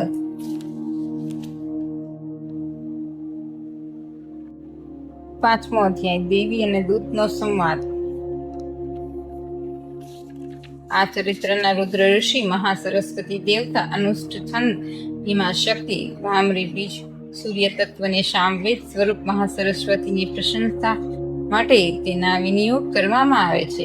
ઘંટા, ત્રિશૂળ, શંખ, શાંભલો, ચક્ર, ધનુષ અને બાણ તેમના હસ્તકમળમાં ધારણ કર્યા છે. તેમની કાંતિ શરતના ચંદ્ર જેવી છે, જે ગૌરીના દેહમાં પ્રગટ થયા છે, જે શુંભ આદિ અસુરોના નાશ કરવા વાળા છે અને જેમના નામ આગળ મહા શબ્દ વપરાય છે તેવી દેવી મહાસરસ્વતીનું હું ધ્યાન ધરું છું. ઋષિ બોલ્યા, પૂર્વે શુંભ અને નિશુંભ નામના અસુરોએ ઇન્દ્ર પાસેથી તેમનું 3 લોક રાજ્યને યજ્ઞ ભાગ આંચકી લીધા. ઉપરાંત એ બંનેએ સૂર્ય, ચંદ્ર, કુબેર, યમ અને વરુણના અધિકારોને છીનવી લીધા. વળી તે અસુરો વાયુ અને અગ્નિનું કાર્ય પણ કરવા લાગ્યા. આ પ્રમાણે સર્વ દેવોને અપમાનિત રાજ્યભ્રષ્ટને પરાજિત કરીને સ્વર્ગમાંથી કાઢી મૂક્યા. એટલે તેઓએ અપરાજિતા દેવીનું સ્મરણ કરવા લાગ્યા. દેવીએ આપણને વરદાન આપ્યું છે કે આપત્તિ વેળાએ મારું સ્મરણ કરજો, તે ક્ષણે તમારી વિપત્તિનો નાશ કરીશ. આમ વિચાર કરી દેવો નગાધિરાજ હિમાલય ઉપર ગયા. ત્યાં ભગવતી વિષ્ણુ માયાની સ્તુતિ કરવા લાગ્યા. તેઓ બોલ્યા, દેવીને, મહાદેવીને, શિવાને અમારા નિરંતર નમસ્કાર છે. પ્રકૃતિ સ્વરૂપ ભદ્રાને ને જગદંબાને અમારા વારંવાર નમસ્કાર છે. સંહાર કરનારી રુદ્રા, નિત્યા, ગૌરી અને ધાત્રીને અમારા નમસ્કાર છે. વળી જ્યોતિષમય ચંદ્રરૂપિણીને અને સુખરૂપા દેવીને અમે વારંવાર નમસ્કાર કરીએ છીએ. કલ્યાણ કરનારી વૃદ્ધિ અને શુદ્ધિ રૂપી દેવીને વારંવાર નમસ્કાર છે. અસુરોની લક્ષ્મી, રાજાઓની લક્ષ્મી અને શિવપત્ની સ્વરૂપા જગદંબાને વારંવાર નમસ્કાર છે. હે દુર્ગા, ભયંકર સંકટમાંથી પાર ઉતારનારી સર્વકારિણી ખ્યાતિ પૂર્ણા ધ્રુમા દેવીને સદાય નમસ્કાર કરીએ છીએ. ઘણા શાંત ને ઘણા રુદ્ર રૂપ દેવીને, જગતની આધાર રૂપ દેવીને વારંવાર નમસ્કાર કરીએ છીએ. જે દેવી પ્રાણી માત્રમાં વિષ્ણુ માયા નામે, ચેતના નામે, બુદ્ધિ રૂપે, નિદ્રા રૂપે, શુદ્ધા રૂપે, છાયા રૂપે, શક્તિ રૂપે, તૃષ્ણા રૂપે, જાતિ રૂપે, લજ્જા રૂપે, શાંતિ રૂપે, શ્રદ્ધા રૂપે, કાંતિ રૂપે, લક્ષ્મી રૂપે, વૃત્તિ રૂપે, સ્મૃતિ રૂપે, દયા રૂપે, તૃષ્ટિ રૂપે, માતા રૂપે, ભ્રાતિ રૂપે, તેને નમસ્કાર હો, નમસ્કાર હો, નમસ્કાર હો, તેને નમસ્કાર હો. જે દેવી પ્રાણી માત્રને ઇન્દ્રિયોની અધિષ્ઠાત્રી છે ને જે સફળ ભૂતોમાં વ્યાપ છે, તે વ્યાપતી દેવીને નમસ્કાર, સતત નમસ્કાર. જે દેવી ચૈતન્ય રૂપે આ જગતમાં વ્યાપી રહેલા છે, તે દેવીને અમે નમસ્કાર કરીએ છીએ. પૂર્વે દેવોએ જેની સ્તુતિ કરી હતી, તે અભીષ્ટ ફળની પ્રાપ્તિ માટે ઇન્દ્રે તેને હંમેશા સેવા કરી છે. એવી કલ્યાણ કરનારી દેવી ઈશ્વરી, અમારી આપત્તિઓના નાશ કરી અમારું કલ્યાણ કરો. અત્યારે મંદોમંદ અસુરોથી ત્રાસ પામેલા દેવોએ જે દેવીઓને આ સમય નમસ્કાર કરીએ છીએ, તે ભક્તિથી નમ્ર બની જેનું સ્મરણ કરીએ છીએ, તે દેવી અમારી આપત્તિઓ નાશ કરો. ઋષિ બોલ્યા, હે રાજન, દેવો જે સ્થળે સ્તુતિ કરતા હતા ત્યાં હિમાલય પુત્રી પાર્વતી ગંગા સ્નાન કરવા જતા આવી ચઢ્યા. દેવોની સ્તુતિ કરતા જોઈ તે કહેવા લાગ્યા, હે દેવો, તમે અહીં કોની સ્તુતિ કરો છો? દેવો પાર્વતી દેવીને પ્રત્યુત્તર આપે તે પહેલા પાર્વતી દેવીના શરીરમાંથી કલ્યાણમય શિવા દેવી પ્રગટ થઈને બોલ્યા, હે પાર્વતી, નિશુંભ નામના અસુરે યુદ્ધમાં પરાજિત કરેલા તથા શુંભ નામના અસુરે સ્વર્ગમાંથી કાઢી મૂકેલા આ સર્વ દેવો મારું સ્તવન કરે છે. આમ અંબિકા પાર્વતીના શરીરમાંથી પ્રગટ્યા, તેથી સમસ્ત લોકોમાં એ કૌશિકી કહેવામાં આવે છે. કૌશિકી પ્રગટ થયા પછી પાર્વતી પણ કાળા થઈ ગયા. આથી હિમાલય ઉપર રહેલા કાલિકાને નામે એ પ્રસિદ્ધ થયા. ત્યાં શુંભ અને નિશુંભના 2 સેવકો ચંડ અને મુંડે મનોહર રૂપવાળી અંબિકાને જોયા. તે બંનેએ જઈને શુંભને કહ્યું, મહારાજ, હિમાલય ઉપર કોઈ એક સ્ત્રી દેખાય છે. તે અતિ સુંદર ને મનોહર છે. આવું રૂપ અમે ક્યાંય જોયું નથી. માટે તે કોણ છે તેની તપાસ કરાવી આપે તેને ગ્રહણ કરવી જોઈએ. તે સ્ત્રીઓમાં રત્નરૂપ છે. એના સઘળા અંગો સુંદર છે. એની પ્રભાથી સમસ્ત દિશાઓ ઝળહળી રહી છે. હે સ્વામી, એ હિમાલય ઉપર છે. આપે એને પ્રાપ્ત કરવી જોઈએ. હે સ્વામી, 3 લોકમાંના મણિ, હાથી, ઘોડા આદિ બધા રત્નો અત્યારે તમારા ભુવનમાં શોભી રહ્યા છે. ઐરાવત હાથી, પારિજાતક વૃક્ષ, ઉચ્ચેશ્વાહ ઘોડા, હંસોવાળું વિમાન, મહાપક્ષ, કિંજલની માળા, વરુણ છત્ર, શ્રેષ્ઠ રથ, ઉત્ક્રાંતિદા શક્તિ, વરુણના પાશ, આ બધા જ રત્નો હાથ કર્યા છે. તો પછી આ સ્ત્રી રત્નને શા માટે હાંસલ ન કરવું? ઋષિ બોલ્યા, ચંડને મુંડના આ વચનો સાંભળીને શુંભે સુગ્રીવ નામના એક અસુરને દૂત તરીકે દેવી પાસે મોકલ્યો. તે દૂતને શુંભે કહ્યું, તું તે સ્ત્રીની પાસે જઈ તેને સમજાવી જેમ બને તેમ રાજી ખુશીથી મારી પાસે આવી તેવું કરજે. આવી સુગ્રીવ દૂત હિમાલય ઉપર જ્યાં દેવી બેઠા હતા ત્યાં આવી પહોંચ્યો. તેણે મધુર વાણીથી દેવીને કહ્યું, હે દેવી, ત્રણેય લોકના સ્વામીને અસુરેશ્વર શંભુનો હું દૂત છું. હે દેવી, સર્વ દેવો જેમની આજ્ઞા એકી અવાજે માને છે તથા દેવોને જેમણે જીત્યા છે તેમણે તમને કહેવડાવ્યું છે તે સાંભળો. આ અખિલ ત્રિલોક્ય મારે સ્વાધીન હોવાથી સર્વ દેવો પણ મને વશ થઈને વર્તે છે. તેમજ ઇન્દ્રિયો દેવોને મળતા જુદા જુદા યજ્ઞ ભાગો હું ભોગવું છું. ત્રણેય લોકમાં જે કોઈ શ્રેષ્ઠ છે તે સર્વ મારા કબજામાં છે. ઇન્દ્રના વાહન એરાવત અને ઉજેશ્વા અશ્વ મારી પાસે છે. એ શોભના, આ ઉપરાંત દેવો, ગંધર્વોને, નાગો પાસે જે કંઈ બીજા રત્ન રૂપે પદાર્થો હતા તે બધા જ મારી પાસે છે. હે દેવી, અમે તને લોક સમસ્તની સ્ત્રીઓમાં રત્નરૂપ માનીએ છીએ, તો તું અમારી પાસે આવ, એમ કે અમે રત્ન ભોગવીએ છીએ. હે સુંદર નેત્રવાળી દેવી, તમે ખરેખર સ્ત્રી રત્ન છો. માટે મને કે મારા પરાક્રમી બંધુ નિશુંભને પરણો. મારી સાથે લગ્ન કરવાથી તમે વિપુલ ઐશ્વર્ય પામશો. માટે બુદ્ધિથી વિચાર કરીને મારા પત્ની બનો. ઋષિ બોલ્યા. આ પ્રમાણે શુંભના કહેવેત દૂત જ્યારે દેવીને કહ્યું ત્યારે ભગવતી દુર્ગા મનમાં હસીને કહેવા લાગ્યા. દેવી બોલ્યા, શુંભે કહેવડાવેલું સર્વ સત્ય છે, તેમાં જરા પણ ખોટું નથી. તે શુંભ ને નિશુંભ ત્રણેય લોકના પતિ છે, પરંતુ મારી અલ્પ બુદ્ધિથી મેં અગાઉ પ્રતિજ્ઞા કરી છે કે તે સાંભળ, જે મને સંગ્રામમાં જીતશે, જે મારા ગર્વનો નાશ કરશે, તેમજ મારાથી જે બહુ બળવાન હોય તે જ મારો સ્વામી થશે. તો શુંભ અને નિશુંભ અહીં આવે, મને જીતી લે ને તરત જ મારી સાથે લગ્ન કરે. દૂત બોલ્યા, હે દેવી, તમે મારા પરાક્રમો ગર્વ વ્યર્થ કરો છો. ત્રણેય લોકમાં શુંભ નિશુંભ સામે ઊભો રહી શકે એવો કોઈ નથી. હે દેવી, બીજા અસુરો સામે પણ દેવો ઊભા રહી શકતા નથી, તો તમે એકલા સ્ત્રી તેમની સમુખ ઊભા રહેવાને શા માટે હિંમત કરો છો? ઇન્દ્રાદિ દેવો પણ શુંભ નિશુંભ સામે યુદ્ધમાં ટકી શકતા નથી, તો તમે એક અબળા તેમની સામે સી રીતે યુદ્ધ કરશો? આથી તમે મારા કહેવા પ્રમાણે શુંભ નિશુંભ પાસે પધારો, નહીં તો પછી કેશ પકડીને તમને ઘસીડી જઈશ.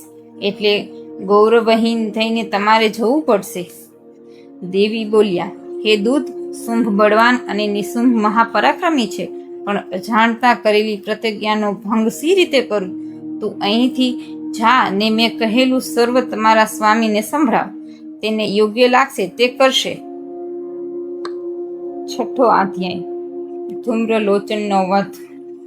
જેઓ નાગરાજ ઉપર બિરાજેલ છે, જેમની દેહલતા મણિઓથી માળાથી શોભી રહી છે, સૂર્ય સમાન તેજ, ત્રિનેત્રોવાળી, હાથોમાં માળા, શુંભ કપાલ અને કમળ તથા મસ્તકે અર્ધચંદ્રનો મુગુટ છે, એવા ભૈરવના ખોળામાં નિવાસ કરવાવાળી દેવીનું હું ધ્યાન ધરું છું. ઋષિ બોલ્યા, હે રાજન, દેવીના વચનોથી ક્રોધે ભરાયેલા તે સુગ્રીવ દૂત હિમાલય ઉપરથી નીચે ઉતર્યો ને દૈત્યરાજ શુંભ પાસે જઈ સર્વ વિગત વિસ્તારપૂર્વક કહેવા લાગ્યો. દૂતની વાત સાંભળતા જ ખૂબ ક્રોધે ભરાયેલો ને તેના સેનાપતિ ધૂમ્રલોચનને બોલાવી કહેવા લાગ્યો, હે ધૂમ્રલોચન, તું તારા સૈન્ય સાથે જલ્દી જઈને એ દુષ્ટ નારીને કેસ પકડીને બળપૂર્વક અહીં લઈ આવ.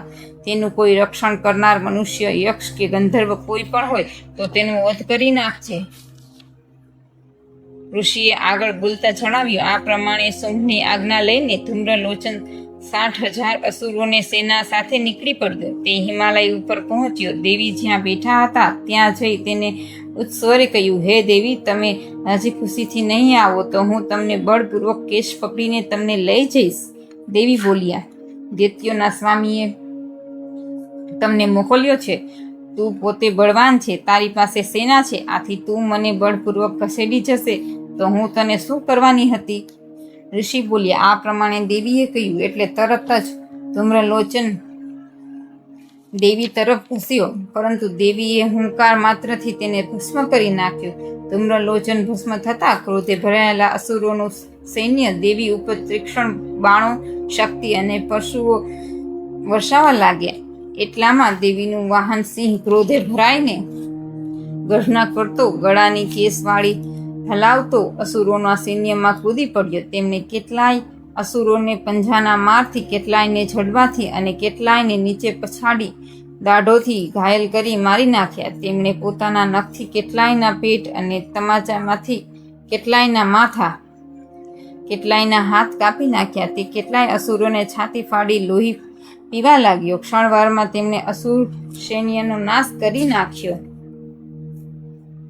દેવીએ ધૂમ્રલોચનને હણી નાખ્યો છે અને દેવીના વાહન સિંહ આખા સૈન્યનો કાળ કાઢી નાખ્યો છે. એ સાંભળી અસુરોના અધિપતિ શુંભ ક્રોધે ચડ્યો. તેણે ચંડ ને મુંડ નામના 2 મહાદૈત્યોને આજ્ઞા કરી કે હે ચંડ મુંડ, ખૂબ મોટું સૈન્ય લઈને તમે ત્યાં જાઓ ને તે સ્ત્રી તરત અહીં ચોટલો ઝાલીને અગર બાંધીને લઈ આવો. જો યુદ્ધમાં કંઈ સંશય પડે તો તમે સર્વ આયુધો અને અસુરો સાથે યુદ્ધ કરી એને હણી નાખજો. આમ એ દુષ્ટા હણશે અને એમનો સિંહ પટકાય થશે. એટલે તરત તમે તેને બાંધી પકડીને અહીં આવી પહોંચો. 7મો અધ્યાય. ચુંડ અને મુંડનો વધ. તે શ્યામલ અંગવાળી રત્નપીઠ ઉપર બેઠી બેઠી પોપટના કલરવ અવાજ સાંભળે છે.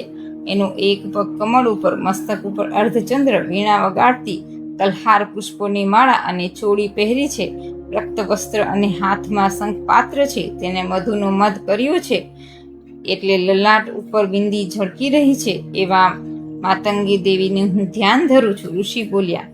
અધિપતિ શંભુની આજ્ઞા થતાં ચુંડમુંડ અનેક પ્રકારના આયુધો સાથે ચતુરંગ સેનાને લઈને નીચે ઉતર્યો. તે અસુરને હિમાલયની સુવર્ણ શિખરની ચોટે સિંહ ઉપર સવાર થયેલા ને મંદ મંદ હસતા દેવીને જોયા. જગદંબાને જોતા જ તેમને પકડવા અસુરો પ્રયત્ન કરવા લાગ્યા. કેટલાક ધનુષ ખેંચીને તો કેટલાક તલવાર સાથે દેવી પાસે આવ્યા. અંબિકાએ શત્રુઓ પ્રત્યે ભારે ક્રોધ કર્યો. ત્યારે કોપથી એમનું વદન મેષ જેવું થઈ ગયું, એમની ભમ્મર વાંકી થઈ ગઈ. એમાંથી એકદમ ભયંકર મુખવાળા કાલિકા પ્રગટ થયા. તેમણે તલવારને 5 ધારણ કર્યા હતા. તેમણે વિચિત્ર કંઠવાગ, નરમાલાનું આભૂષણ, ચિત્તાની ચામડીનું અંબર, તેનું માંસ સુકાઈ ગયું હતું તે પહેર્યું હતું. આથી તે અતિ ભયંકર લાગતા હતા. તેનું મોં અત્યંત પહોળું, જીભ લપલપતી, આંખ લાલ હતી અને ને ઊંડી પેસી ગઈ હતી. તેણે નાદથી દિશાઓની ગર્જના કરી. તેમને વેગથી છલાંગ મારી અને તે અસુરોને હણવા લાગ્યા અને ભક્ષણ કરવા લાગ્યા. મહાવત, ઘંટા તથા હાથી ઉપર સવારી કરીને લડનાર અસુરોના યોદ્ધા સહિત હાથીઓનું ભક્ષણ કરીને મુખમાં મૂકવા લાગ્યા. વળી સવારો સહિત અશ્વોને, સારથી સહિત રથોને મુખમાં મૂકીને ભયંકર રીતે દાંત વડે ચાવવા લાગ્યા. કેટલાક અસુરોને કેસથી, કેટલાકને ગળેથી પકડ્યા, કેટલાકને પગથી તો કેટલાકને છાતી દબાવીને છૂંદી નાખ્યા. અસુરોએ નાખેલ મહાશસ્ત્રોને દેવીએ પોતાના મુખમાં જ ઝડપી લીધા અને રોષથી દાંત વડે તેમના ચૂરા કરવા લાગ્યા. આ પ્રમાણે કાલિકા દેવી અસુરોના સર્વ સૈન્યનો નાશ કરવા લાગ્યા. કેટલાયના ચૂરા કર્યા, કેટલાયનું ભક્ષણ કર્યું તો કેટલાયને માર મારીને હણી નાખ્યા. કેટલાય તલવારના ઘાથી, કેટલાક ખડવાગથી તો કેટલાક દેવીના તીક્ષ્ણ દાંતથી ચબાઈને મરાયા. આ રીતે અસુરોના એ મહાન સૈન્યનો દેવીએ ક્ષણવારમાં નાશ કર્યો. તે જોતા ચંડ કાલિકા દેવી સામે દોડ્યા. તેણે બાણોની વૃષ્ટિ કરીને દેવીને ઢાંકી દીધા. વળી મુંડે પણ હજારો ચક્રો ફેંકીને દેવીને ઢાંકી દીધા. અસુરોના નાખેલા આ બાણોને ચક્રો દેવીના મુખમાં સમાઈ ગયા. પછી કાલિકા દેવી મોટી ગર્જના કરતા ભયંકર હાસ્ય કરવા લાગ્યા. તે વખતે તેમના વિકરાળ મુખના ઉજ્જવળ દાંતોથી તે વધુ ભયંકર દેખાવા લાગ્યા. આ પ્રમાણે ક્રોધથી હુંકાર કરીને હાથમાંની મહાતલવાર ઉગાડીને ચંડ તરફ દોડ્યા અને તેના કેસ પકડીને તેનો શિરછેદ કર્યો. ચંડને પકડેલો જોઈને મુંડ કાલિકા દેવી તરફ દોડ્યો, પરંતુ ક્રોધે ભરાયેલા દેવીએ તેમને અવાજ ખડક વડે હણી નાખ્યો. આમ ચંડ ને મુંડને યુદ્ધભૂમિમાં પડેલા જોઈને સર્વ અસુર સૈન્ય ભયભીત બનીને દસે દિશાઓમાં નાસી ગયું. ચંડને મુનના મસ્તકને હાથમાં લઈ પ્રચંડ અટ્ટહાસ્ય કરતા કાલિકા દેવી ચંડિકા દેવી પાસે આવીને કહેવા લાગ્યા, હે ચંડિકા દેવી, આપને યુદ્ધ યજ્ઞ અંગે આ ચંડમુંડ અર્પણ કરું છું. હવે શુંભ નિશુંભને તમે પોતે જ હણજો. ઋષિ બોલ્યા. આમ ચંડમુંડને લાવેલા જોઈને કલ્યાણકારી ચંડિકા દેવી કાલિકા પ્રત્યે મનોહર વચન બોલ્યા, હે કાલિકા દેવી, ચંડમુંડને તમે અહીં લાવ્યા છો, તેથી આજથી તમે ચામુંડા નામથી જગતમાં વિખ્યાત થશો. 8મો અધ્યાય. રક્તબીજનો વધ. જેમના શરીરમાં રંગ લાલ છે, નેત્રોમાં કરુણા, હાથોમાં અંકુશ, બાળને ધનુષ શોભી રહ્યા છે, એવા અણિમા આદિ સિદ્ધ કિરણોથી આવૃત ભવાની દેવીનું ધ્યાન ધરું છું. ઋષિ બોલ્યા. ચંડમુંડ અસુરોનો તેમજ મોટા સૈન્યનો નાશ થવાથી અસુરોના અધિપતિ શુંભને ઘણો ક્રોધ થયો. તેણે અસુર સૈન્યને યુદ્ધ કરવા આજ્ઞા કરી. એણે કહ્યું, અત્યારે ઉદાયુધ નામના 86 સેનાપતિઓ પોતપોતાના સૈન્ય લઈને, કંબુ નામના 84 સેનાપતિઓ પોતપોતાના સૈન્ય સાથે, 50 કરોડ કોટિવીર્ય કુળના અને 100 ધૌમ્ર કુળના સેનાપતિ કલાકા, દ્રોહદ્રા, મૌર્ય અને કાલકેય અસુરો યુદ્ધ માટે તૈયાર થાઓ અને યુદ્ધ કરવા જલ્દી નીકળો. આ પ્રમાણે આજ્ઞા આપીને હજારોના સૈન્યો સાથે શુંભ યુદ્ધ કરવા નીકળ્યો. આ અત્યંત ભીષણ સૈન્યને આવતું જોઈને ચંડિકાએ ધનુષનો ટંકાર કર્યો અને પૃથ્વી તથા આકાશની વચ્ચેના ભાગને ગજવી મૂક્યા. હે રાજન, તે સમયે દેવીના સિંહે પણ ભયંકર ગર્જના કરવા માંડી ને અંબિકાએ પણ ઘંટનાદ કરીને ગર્જનામાં વૃદ્ધિ કરી. ધનુષ, ટંકાર, સિંહ ગર્જના અને ઘંટા ધ્વનિથી દસે દિશાઓ ગાજી ઉઠી. તેથી પણ ભયંકર ગર્જના કાલિકાએ કરી. આ સર્વ અવાજ સાંભળીને રોષે ભરાયેલા અસુર સૈન્ય અંબિકા અને કાલિકા અને સિંહને ચારે દિશાથી ઘેરી લીધા. હે રાજન, આ સમયે અસુરોના વિનાશ માટે છે, દેવોના કલ્યાણ માટે બ્રહ્મા, મહાદેવ, વિષ્ણુ, કાર્તિકેય તથા ઇન્દ્ર આદિ દેવોના શરીરમાંથી મહાબળવાન શક્તિઓ ઉત્પન્ન થઈ અને તેના સ્વરૂપે જ રૂપ, ભૂષણ ને વાહન ધારણ કરીને અંબિકા દેવી પાસે ગયા ને અસુર સાથે યુદ્ધ કરવા તત્પર થયા. સૌ પ્રથમ હંસવાળા વિમાનમાં બેસીને અક્ષય સૂત્રને કમંડળથી સજ્જ બ્રહ્માજીની શક્તિ બ્રાહ્મણી આવી.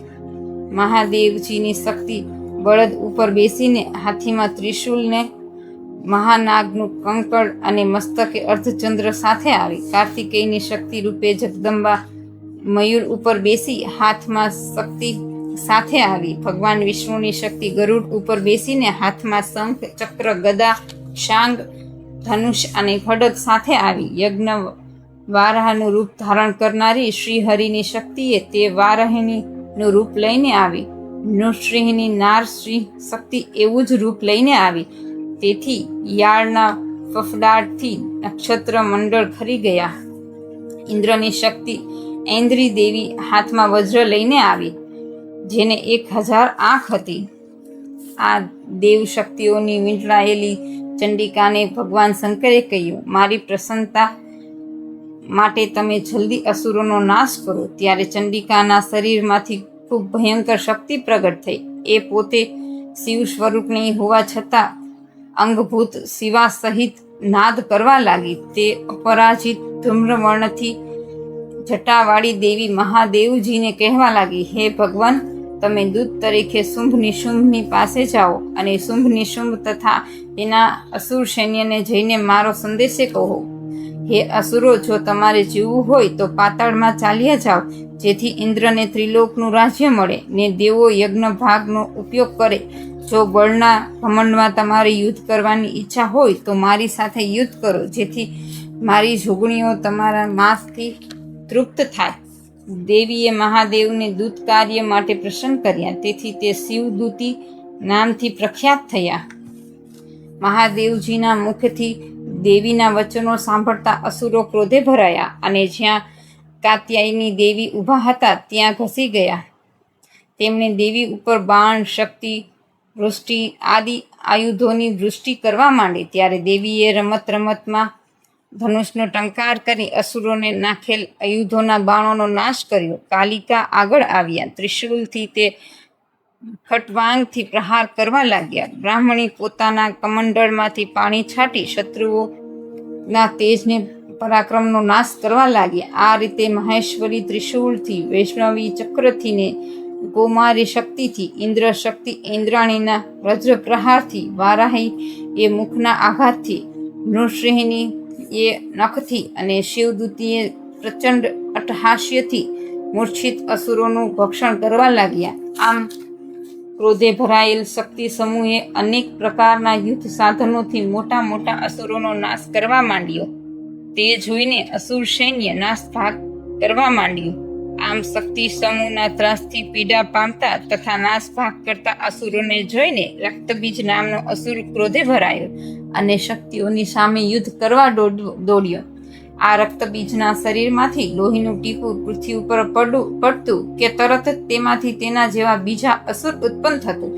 તે ઇન્દ્રિયની સાથે ગદા સહિત યુદ્ધ કરવા લાગ્યો. આથી ઇન્દ્રિયે તેમના ઉપર વજ્રથી પ્રહાર કર્યો. ઇન્દ્રિયના વજ્રના પ્રહારથી રક્તબીજનું રુધિર જ્યાં જમીન ઉપર પડ્યું ત્યાં તરત જ તેના જેવા સ્વરૂપને પરાક્રમવાળા યોદ્ધાઓ ઊભા થયા. આમ અસંખ્ય પ્રમાણમાં નવા યોદ્ધાઓ ઉત્પન્ન થયા.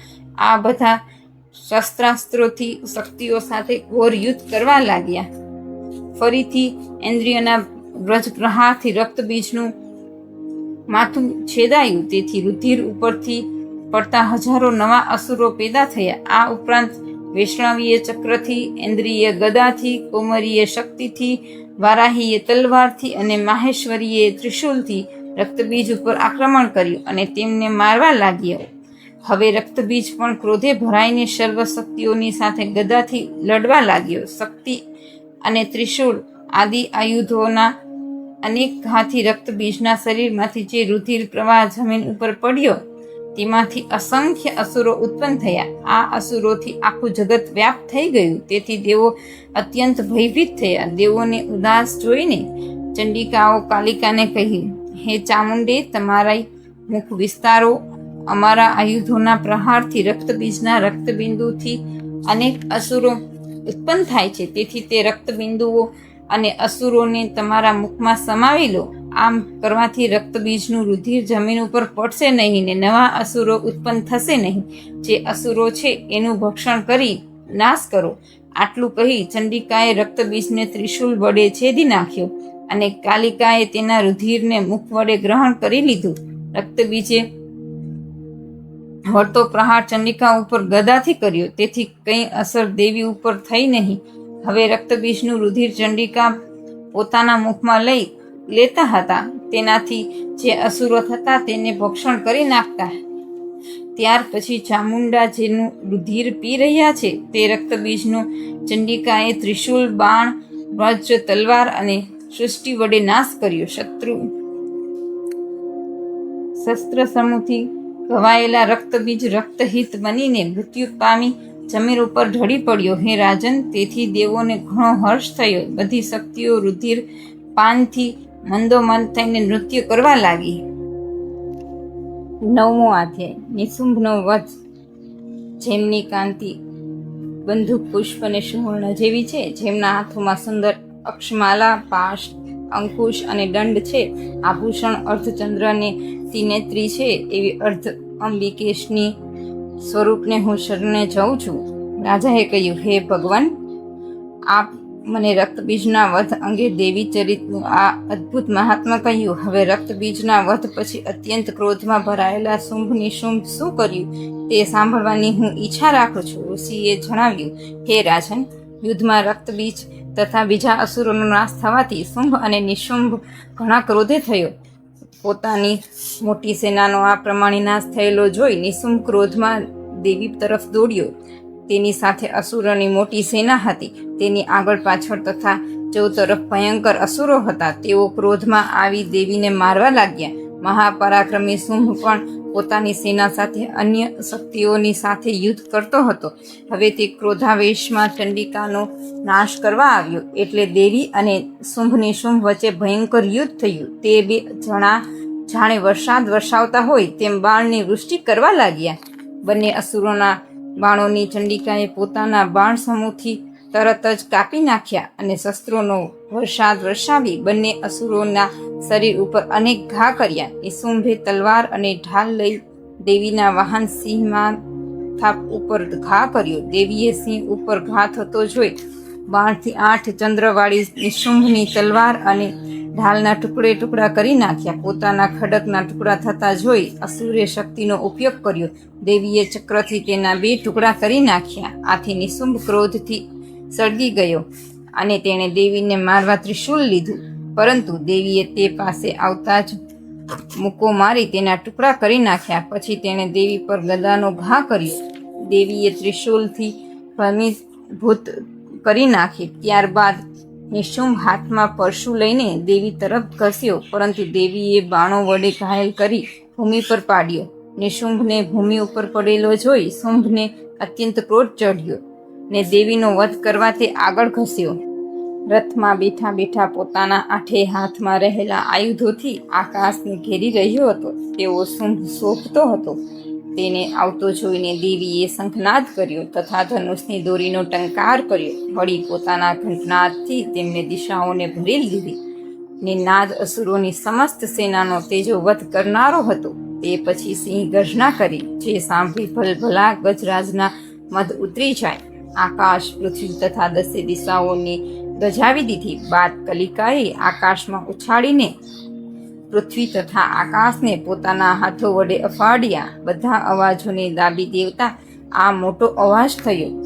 શિવદૂતીએ અસુરોને માટે અશુભ અટ્ટહાસ્ય કર્યું.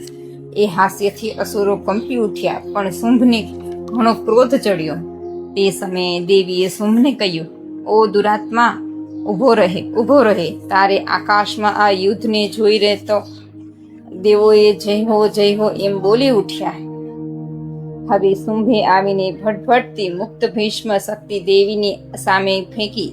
અગ્નિપુંજ જેવી આવતી આ શક્તિને જોઈને દેવીએ મહા ઉલ્કા નામની શક્તિથી શુંભને શક્તિનો ચૂરે ચૂરા કરી નાખ્યા. ત્યારે શુંભના સિંહનાદથી ત્રિલોક ગાજી ઉઠ્યું, પરંતુ દેવીના મહા ઉલ્કા વડે જે મહાનાદ થયો તેથી શુંભનો નાદ ઢંકાઈ ગયો. શુંભના બાણોને દેવીના બાણોને શુંભે ભયંકર બાણો વડે હજારો ટુકડા કર્યા. ત્યાર પછી ક્રોધે ભરાયેલા દેવીએ ત્રિશૂલ વડે શુંભને ઘાયલ કર્યો. ઘાથી મૂર્છિત બનીને શુંભ ભૂમિ ઉપર પડ્યો. તેવામાં નિશુંભ ઉઠ્યો અને હાથમાં ધનુષ લઈ બાણોથી દેવી, કાલિકા તથા સિંહને ઘાયલ કરવા લાગ્યો. હવે ફરી નિશુંભ પોતાના 10,000 હાથો ઉત્પન્ન કરી 10,000 ચક્રો છોડી દેવીને ઢાંકવા લાગ્યો. આ સમયે દુર્ગા દેવીએ ક્રોધે થઈ પોતાના બાણથી તે ચક્રો તેમજ બાણોના ટુકડા કર્યા. એ જોઈ નિશુંભ અસુરો સાથે ચંડિકાનો વધ કરવા હાથમાં ગદા લઈ પવનની જેમ દોડ્યો. તે પાસે આવ્યો કે દેવીએ ધારવાળી તલવારથી તેની ગરદન કાપી નાખી. આથી તે ત્રિશૂલ લઈને દેવી સામે ઘસ્યો. ત્યારે ચંડિકાએ પણ ત્રિશૂલ વડે છાતીમાં ઘા કર્યો. આ ઘાથી તેની છાતીમાં એક બળવાન અસુર ઊભી રહે કહેતો બહાર આવ્યો. આમ બહાર આવતા અસુરની વાત સાંભળી દેવીએ જરા સ્મિત કર્યું ને તલવારથી એનું માથું છેદી નાખ્યું. તે જમીન ઉપર પટકાઈ પડ્યો. પછી સિંહ પોતાના દાંતથી અસુરોની ગરદન ચૂરીને ખાવા લાગ્યો. વળી કાલિકા તથા શિવદૂતી બીજા અસુરોનો કોળિયો કરી જવા લાગ્યા. કેટલાય અસુરો કૌમારીની શક્તિથી ભેદાઈ ગયા અને કેટલાક નાસી ગયા. બ્રાહ્મણીના મંત્રપુત જળથી કેટલાય અસુરો નિશ્ચેત થઈને નાઠા. કેટલાક મહેશ્વરીની ત્રિશૂલથી તો કેટલાક વારાહીના જડમાંથી દબાઈને નીચે પડ્યા. વૈષ્ણવીએ અસુરોનો ટુકડે ટુકડા કર્યા. જ્યારે ઇન્દ્રિએ પોતાના વજ્રથી કેટલાયનો નાશ કર્યો. કેટલાક અસુરો નાશ પામ્યા, કેટલાક યુદ્ધમાંથી નાસી ગયા અને કેટલાક કાલિકા, શિવદૂતી અને સિંહના કોળિયા થયા. 10મો અધ્યાય. શુંભનો વધ. જેની કાંતિ તપેલા સુવર્ણ જેવી મનોહર છે, તેને સૂર્ય, શશી અને બૃહન્ની એ 3 આંખો છે. પોતાના હાથોમાં ધનુષ, બાણ, અંકુશ, પાસ અને ત્રિશૂલ ધારણ કર્યા છે. જેમના મસ્તક ઉપર અર્ધચંદ્ર છે એવા શિવ શક્તિ સ્વરૂપ ભગવતી કામેશ્વરીનું ધ્યાન ધરું છું.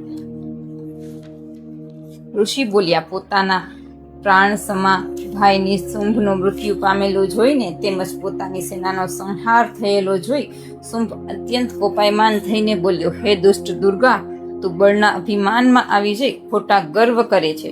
તું અભિમાની થઈ છે અને બીજાનો આશ્રય લઈ લડે છે. ત્યારે દેવીએ તેના પ્રત્યુત્તર આપતા કહ્યું, હે દુષ્ટ, હું તો એકલી જ છું. આ સંસારમાં મારા સિવાય બીજું છે જ કોણ? જો આ જે મારા અંશરૂપ વિભૂતિઓ છે તે મારામાં લીન થઈ રહી છે, તે પછી બ્રાહ્મણી આદિ બધી દેવીઓ અંબિકાના શરીરમાં લીન થઈ ગઈ, માત્ર અંબિકા જ ત્યાં રહ્યા. દેવીએ આગળ બોલતા જણાવ્યું, હું મારી ઈશ્વરી શક્તિથી અનેક રૂપ અહીં ઉપસ્થિત હતી. એ બધા સ્વરૂપોને સંકેલી લઈ અત્યારે હું એકલી જ ઊભી છું, માટે તું યુદ્ધ કરવા તૈયાર થા. ઋષિ બોલ્યા, હે રાજન, ત્યાર પછી બધા દેવો તથા અસુરોના વેગતા દેવી તથા શુંભનું ભયંકર યુદ્ધ ચાલ્યું. બાણોના વર્ષાત અને શસ્ત્રોના પ્રહારથી બંનેનું યુદ્ધ ભયંકર સ્વરૂપ પકડવા લાગ્યું. આ યુદ્ધમાં અંબિકા દેવીએ જે સેંકડો દિવ્ય અસ્ત્ર શસ્ત્રોનો ઉપયોગ કર્યો તેને શુંભ પોતાના અસ્ત્રોને શસ્ત્રોથી કાપી નાખતો. શુંભ જે દિવ્ય અસ્ત્રનો ઉપયોગ કરતો તેને પરમેશ્વરીએ ભયંકર હુંકાર શબ્દના ઉચ્ચારણ માત્રથી નાશ કરી નાખ્યો. ત્યારે અસુરોએ અનેક બાણોથી દેવીને ઢાંકી દીધી. આ જોઈ દેવી ગુસ્સે થયા અને બાણથી અસુરનું ધનુષ કાપી નાખ્યું. ધનુષ કપાઈ જતા અસુરે હાથમાં શક્તિ લીધી, પરંતુ દેવીની ચક્રથી તે શક્તિ કાપી નાખી. પછી અસુરેશ્વર શુંભ 100 ચંદ્રકવાળી સૂર્ય સમાન ચળકતી ઢાળ તથા ખડગ હાથમાં લઈને દેવી તરફ ખસ્યો. તે નજીક આવ્યો કે દેવીએ તેના ઢાલ અને ધનુષના ટુકડા કરી નાખ્યા. પછી દેવીએ તેનો અશ્વો તથા સારથીઓનો નાશ કર્યો. તેથી અસુરે અંબિકાને હણવા માટે ભયંકર મુદ્ગર હાથમાં લીધો. દેવીએ પોતાના બાણો વડે તેને છેદી નાખ્યો. ત્યારે અસુર મુઠ્ઠીઓ વાળી દેવી તરફ ખસ્યો અને દેવીની છાતીમાં મુઠ્ઠી મારી. ત્યારે દેવીએ પણ તેની છાતીમાં ઘા કર્યો. દેવીના ઘાથી શુંભ જમીન ઉપર પડ્યો, પણ તે તરત જ ઊભો થઈ ગયો. તે ઉછળ્યો અને દેવીને લઈ આકાશમાં ચડી ગયો. ત્યારે દેવી એકલે હાથે અસુર સાથે યુદ્ધ કરવા લાગ્યા. આકાશમાં શુંભ અને ચંડિકા દેવી વચ્ચે પ્રથમ યુદ્ધ થયું. તે સિદ્ધો અને મુનિઓને વિસ્મય પમાડતું હતું. આમ અંબિકાએ તેને સાથે લાંબો સમય સુધી યુદ્ધ કર્યું. પછી તેને ઉચક્યો, ચક્કર ફેરવ્યો અને પૃથ્વી ઉપર તેને ફેંકી દીધો. પૃથ્વી ઉપર પડતા પછી આ દુષ્ટ અસુરે ફરી ચંડિકાનો વધ કરવા મુઠ્ઠી ઉગામીને પોતાના તરફ વેગથી દોડ્યો. દેવીએ પોતાની તરફ તેને આવતો જોઈને ત્રિશૂલ વડે તેની છાતી ભેદી નાખી. આથી તે ભૂમિ ઉપર પડ્યો. આથી સમુદ્રો, દ્વીપો તથા પર્વતો સહિત આખી પૃથ્વી કંપી ઉઠી ને તેને પ્રાણ નીકળી ગયો.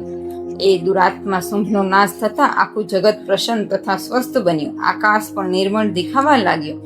પહેલાને ઉલ્કાપાત મેઘ હતા તે શાંત થયા. નદીઓ પહેલાની જેમ વહેવા લાગી. શુંભના મૃત્યુથી સર્વ દેવો આનંદમાં આવી ગયા અને ગંધર્વો મધુર ગાન કરવા લાગ્યા. બીજા કેટલાક ગંધર્વો વિવિધ વાજિંત્રો વગાડવા લાગ્યા. અપ્સરાઓ નૃત્ય કરવા લાગી. પવિત્ર વાયુ વાવવા લાગી. સૂર્ય સંપૂર્ણ પ્રકાશથી પ્રકાશવા લાગી. યજ્ઞનો અગ્નિ જે ઓલવાઈ ગયો હતો તે આપોઆપ સળગવા લાગ્યો અને દેશ દિશાઓમાંથી અસુરો જે ભયંકર અવાજો થતા હતા તે શાંત પડ્યા. 11મો અધ્યાય. દેવોની સ્તુતિ અને દેવીનું વરદાન. પ્રભાતમાં કોમળ સૂર્ય જેવી કાંતિવાળા, શિર ઉપર ચંદ્રમા મુગટ, ઉન્નત સ્તનો, ત્રિનેત્રી, સ્મિત વંદના અને કર્મા વરદ, અંકુશ, યશ તેમજ અભય મુદ્રા ધારણ કરનાર એવા એ ભુવનેશ્વરી દેવીનું હું ધ્યાન ધરું છું. ઋષિ બોલ્યા, દેવીએ શુંભનો નાશ કર્યો. ત્યારે ઇન્દ્ર આદિ દેવો અગ્નિને આગળ કરીને એ કાત્યાયની દેવીની સ્તુતિ કરવા લાગ્યા. ઈચ્છિત પ્રાપ્તિ થવાથી સર્વ દેવો પ્રસન્ન થયા અને તેથી જ સર્વ દિશાઓ ઝગમગી ઉઠી. દેવોએ કહ્યું, શરણાગતની પીડા દૂર કરનારી દેવી, અમારા ઉપર પ્રસન્ન થાવ. સમસ્ત જગતની માતા પ્રસન્ન થાવ. વિશ્વેશ્વરી, વિશ્વની રક્ષા કરો. તમે જે સચરાચર જગતમાં માતા છો, હે દેવી, તમે પૃથ્વી રૂપે સ્થિત હોવાથી જગતમાં આધારભૂત છો. તમે જળ સ્વરૂપે સ્થિર રહીને સમસ્ત જગતને તૃપ્ત કરનારા છો. તમે અનંત બળવાળા વૈષ્ણવી શક્તિ છો. તમે વિશ્વના કારણભૂત માયા છો. તમારી માયામાં સમસ્ત જગત મોહિત થયેલ છે. તમારી કૃપા વડે તો મોક્ષ પ્રાપ્ત થઈ શકે તેમ છે. હે દેવી, સંપૂર્ણ વિદ્યાઓ તમારા જ ભિન્ન સ્વરૂપ છે. જેટલી સ્ત્રીઓ છે તે તમારા નૃતિમત સ્વરૂપો છે. હે જગદંબા, તમારામાં અખિલ વિશ્વ વ્યાપ્ત છે. તમે સ્તુતિથી પરાવાણી છો. હે દેવી, તમે સર્વરૂપ છો. તમે સ્વર્ગ તથા મોક્ષ આપવાવાળા છો. તમે સર્વ માણસોના હૃદયમાં બુદ્ધિ રૂપે રહ્યા છો. તમે સ્વર્ગને મુક્તિ આપનારા છો. હે નારાયણી, તમને નમસ્કાર હો. કલા કાષ્ઠાદિ રૂપથી સંસારના પ્રાણીઓને બાલ્ય, તરુણ આદિ અવસ્થા આપનારા તેમજ વિશ્વનો નાશ કરનારને સમર્થ નારાયણી, તમને નમસ્કાર હો. તમે મંગળ કરનારા મંગલમય છો. કલ્યાણ કરનારા શિવા છો. સર્વ પુરુષાર્થને સિદ્ધ કરનારા, શરણાગતની સ્વીકારનારા અને ત્રિનેત્રી ગૌરી છો. હે નારાયણી, તમને અમારા નમસ્કાર છે. સૃષ્ટિની ઉત્પત્તિ, સ્થિતિ તથા લય કરનારા શક્તિ સ્વરૂપા છો. પૂર્ણ સનાતન છો. ત્રિગુણના આશ્રયરૂપી ત્રિગુણમયી છો. હે નારાયણી, તમને અમારા નમસ્કાર છે. શરણે આવેલા દિન પંડિતોનું રક્ષણ કરનાર તથા આપત્તિઓનો નાશ કરનાર, હે નારાયણી, તમને અમારા નમસ્કાર છે. બ્રાહ્મણી સ્વરૂપે હંસોના વિમાનમાં બેઠેલ તથા કમંડલના જળનું સિંચન કરનાર, હે નારાયણી, તમને અમારા નમસ્કાર છે. માહેશ્વરી રૂપે ત્રિશૂળ, ચંદ્ર અને સર્પને ધારણ કરનારા તથા વૃષભના વાહનવાળા, હે નારાયણી, અમારા તમને નમસ્કાર છે. મયુર અને કુકડાથી ઘેરાયેલા મહાશક્તિ ધારણ કરનારા કૌમારી સ્વરૂપિણી નિષ્પાપ નારાયણી, તમને નમસ્કાર હો. હાથમાં શંખ, ચક્ર, ગદા, શાંગ, ધનુષ અને ઉત્તમ આયુધો ધારણ કરનાર વૈષ્ણવી શક્તિ રૂપા નારાયણી, તમને નમસ્કાર હો. હાથમાં ભયાનક ચક્ર અને દાઢો પર પૃથ્વી ધારણ કરનાર બારહ રૂપિણી નારાયણી, તમને નમસ્કાર હો. ભયંકર રોષી રૂપથી આસુરોનો નાશ કરનાર અને ત્રિલોકની રક્ષા કરનાર નારાયણી, તમને નમસ્કાર હો. મસ્તક ઉપર કિરીટ તેમજ હાથમાં મહાવ્રજ ધારણ કરનાર, સહસ્ત્ર નેત્રોવાળા વૃતાસુરનો નાશ કરનાર ઇન્દ્રિય શક્તિ રૂપા નારાયણી, તમને નમસ્કાર હો. શિવદૂતથી અસુરોની મહાસેનાનો સંહાર કરનાર, ભયંકર રૂપ ધારનાર તથા ભયંકર ઘટનાઓ કરનારી નારાયણી, તમને નમસ્કાર હો. દાઢોથી અતિ ભયંકર જણાતા મુંડમાળાના આભૂષણોવાળા મુંડનો નાશ કરનાર ચામુંડા રૂપ નારાયણી, તમને નમસ્કાર હો. લક્ષ્મી, લજા, શ્રદ્ધા, વૃષ્ટિ, ધ્રુવા, મહારાત્રિ તથા મહાવિદ્યારૂપ નારાયણી, તમને નમસ્કાર હો. મેઘા, સરસ્વતી શ્રેષ્ઠા, ઐશ્વર્ય રૂપા પાર્વતી, મહાકાળી, નિયતા, ઈશારૂપિણી નારાયણી, તમને નમસ્કાર હો. સર્વરૂપ સ્વરૂપા સર્વેશ્વરી અને બધી શક્તિવાળા દુર્ગા દેવી, ભયોથી અમારી રક્ષા કરો. તમને નમસ્કાર હો. હે કાત્યાયની, ત્રણ નેત્રોથી શોભતું તમારું મુખ સર્વ પ્રકારના ભયો સાથે અમારું રક્ષણ કરો. તમને નમસ્કાર હો. હે ભદ્રકાળી, જવાળાઓથી વિકરાળ જણાતા ઘણા ભયાનક અસુરોનો નાશ કરનાર તમારું ત્રિશૂળ સર્વ ભયોથી અમારું રક્ષણ કરો. તમને નમસ્કાર હો. હે દેવી, તમારી જય ઘંટા સમસ્ત જગતને પોતાના નાદથી ભરી દઈ અસુરોનો તેમજ હણી નાખે છે. તે ઘંટા માતા જેમ પોતાના પુત્રોનું રક્ષણ કરે છે તેમ સર્વ પાપોથી અમારું રક્ષણ કરો. હે ચંડિકા, અસુરોના લોહીથી ખરડાયેલું ખડગ આપના હાથમાં શોભે છે, અમારું મંગલ કરો. તમને નમસ્કાર હો. હે દેવી, તમે પ્રસન્ન થાવ છો તો સર્વ રોગો હરી લો છો. જ્યારે તમે રોગમાં આવ્યા છો ત્યારે સફળ ઈચ્છિત કામોની હણી નાખો છો. તમારે આશ્રયે આવેલાને કદી વિપત્તિ આવતી નથી. તમારે આશ્રયે રહેલાઓ બીજાઓને આશ્રયરૂપ થાય છે. હે અંબિકા દેવી, તમે તમારા સ્વરૂપને વિવિધ તથા અનેક રૂપમાં કરી આજે ધર્મદ્વેષી મહાઅસુરોનો જે નાશ કર્યો છે તે બીજા કોઈથી ના થાય. હે દેવી, વિદ્યાઓમાં જ્ઞાનને પ્રકાશિત કરનાર, શસ્ત્રોમાં વેદોમાં તમારી સિવાય બીજા કોનું વર્ણન છે? તમારા સિવાય બીજી કઈ શક્તિ છે જે વિશ્વને ઘોર અંધકારના મોહના ખાડામાં નાખી ભટકાવ્યા કરે છે? જ્યાં રાક્ષસો હોય, ભયંકર ઝેરવાળા નાગો હોય, શત્રુઓ હોય, લૂંટારુઓના દળ હોય, દવાનળ હોય, ત્યાં તમે જ સમુદ્રને મધ્યે પણ તમે સાથે રહીને વિશ્વનું રક્ષણ કરો છો. હે વિશ્વેશ્વરી, તમે વિશ્વનું પાલન કરો છો. તમે વિશ્વરૂપા છો. તમે વિશ્વને ધારણ કરો છો. તમે વિશ્વેશના વંદન યોગ્ય છો. જેઓ ભક્તિથી નમ્ર થઈને તમારું ચરણે પડે છે તે સમસ્ત વિશ્વના આશ્રયરૂપ થાય છે. હે દેવી, તમે પ્રસન્ન થાવ. તમે આસુરોનો નાશ કરી અમારી રક્ષા કરી તેવી રીતે સદાય શત્રુઓના ભયથી રક્ષણ કરજો. જગતના પાપનો નાશ કરો. ઉપરાંત ઉત્પાત તમે જ પાપના ફળરૂપ મહાન ઉપદ્રવો સમી થાવો. હે દેવી, અમે તમારે ચરણે પડીએ છીએ. હે વિશ્વની પીડાને હરનારી, તમે પ્રસન્ન થાવ. ત્રિલોકવાસીઓની પૂજન કરવા યોગ્ય પરમેશ્વરી, બધાને વરદાન આપો. દેવી બોલ્યા, હે દેવો, હું તમને વરદાન આપવા તૈયાર છું. તેથી તમારા મનમાં જે કંઈ માંગવાની ઈચ્છા હોય તે માંગો. સંસારને કલ્યાણકારી વરદાન હું જરૂર આપીશ. દેવો બોલ્યા, હે અખિલેશ્વરી, તમે 3 લોકની આપત્તિઓનો નાશ કરો તથા અમારા શત્રુનો નાશ કરતા રહો. દેવી બોલ્યા, હે દેવો, વેવસ્તર મનંતવર આવશે ત્યારે તેના 28 યુગમાં શુંભ અને નિશુંભ નામના બીજા 2 મહા અસુરો ઉત્પન્ન થશે. તે વખતે હું નંદગોપને ઘેર યશોદાના ગર્ભમાં અવતાર લઈશ અને વિંધ્યાચલમાં નિવાસ કરી એ બંનેનો નાશ કરીશ. ફરી અતિ ભયંકર રૂપે પૃથ્વી ઉપર અવતરીને હું ભય પ્રચલિત અસુરોને હણી નાખીશ. હું તેમનું ભક્ષણ કરીશ. તેથી મારા દાંત દાડમના ફૂલ જેવા રાતા થશે. ત્યારે સ્વર્ગમાં દેવોને પૃથ્વીલોકમાં મનુષ્યો મારી સતત સ્તુતિ કરવા મને રક્તદંતિકા કહેશે. ફરી પૃથ્વી ઉપર 100 વર્ષ સુધી પાણીનું ટીપું પડશે નહીં. ત્યારે મુનિઓ મારી સ્તુતિ કરશે. એટલે હું અયોનિજ રૂપે પ્રગટ થઈશ. ત્યારે મુનિઓ હું 100 નેત્ર જોઈશ. એટલે મનુષ્યો ત્યારથી મારું સતાક્ષી નામે સ્તુતિ કરશે. હે દેવો, તમે તે સમયે મારા દેહમાં ઉત્પન્ન થયેલા પ્રાણધારક શાકોથી સર્વ જગતનું પુષ્ટિ થાય ત્યાં સુધી ભરણ પોષણ કરીશ. ત્યારથી હું જગતમાં શાકભરી નામે પ્રખ્યાત થઈશ. તે જ વખતે દુર્ગમ નામના અસુરનો હું નાશ કરીશ. ત્યારથી દુર્ગા દેવી નામે પ્રખ્યાત થઈશ.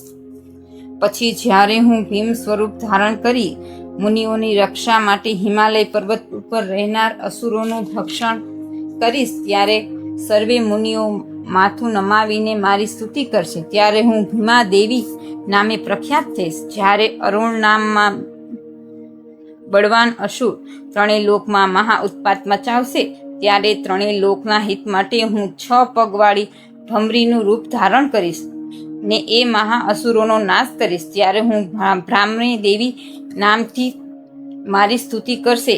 આમ જે સમયે લોકોને પીડા થશે તે સમયે અવતાર ધારણ કરી શત્રુઓનો નાશ કરીશ. 12મો અધ્યાય. દેવી ચરિત્રોના પાઠનું મહાત્મ્ય.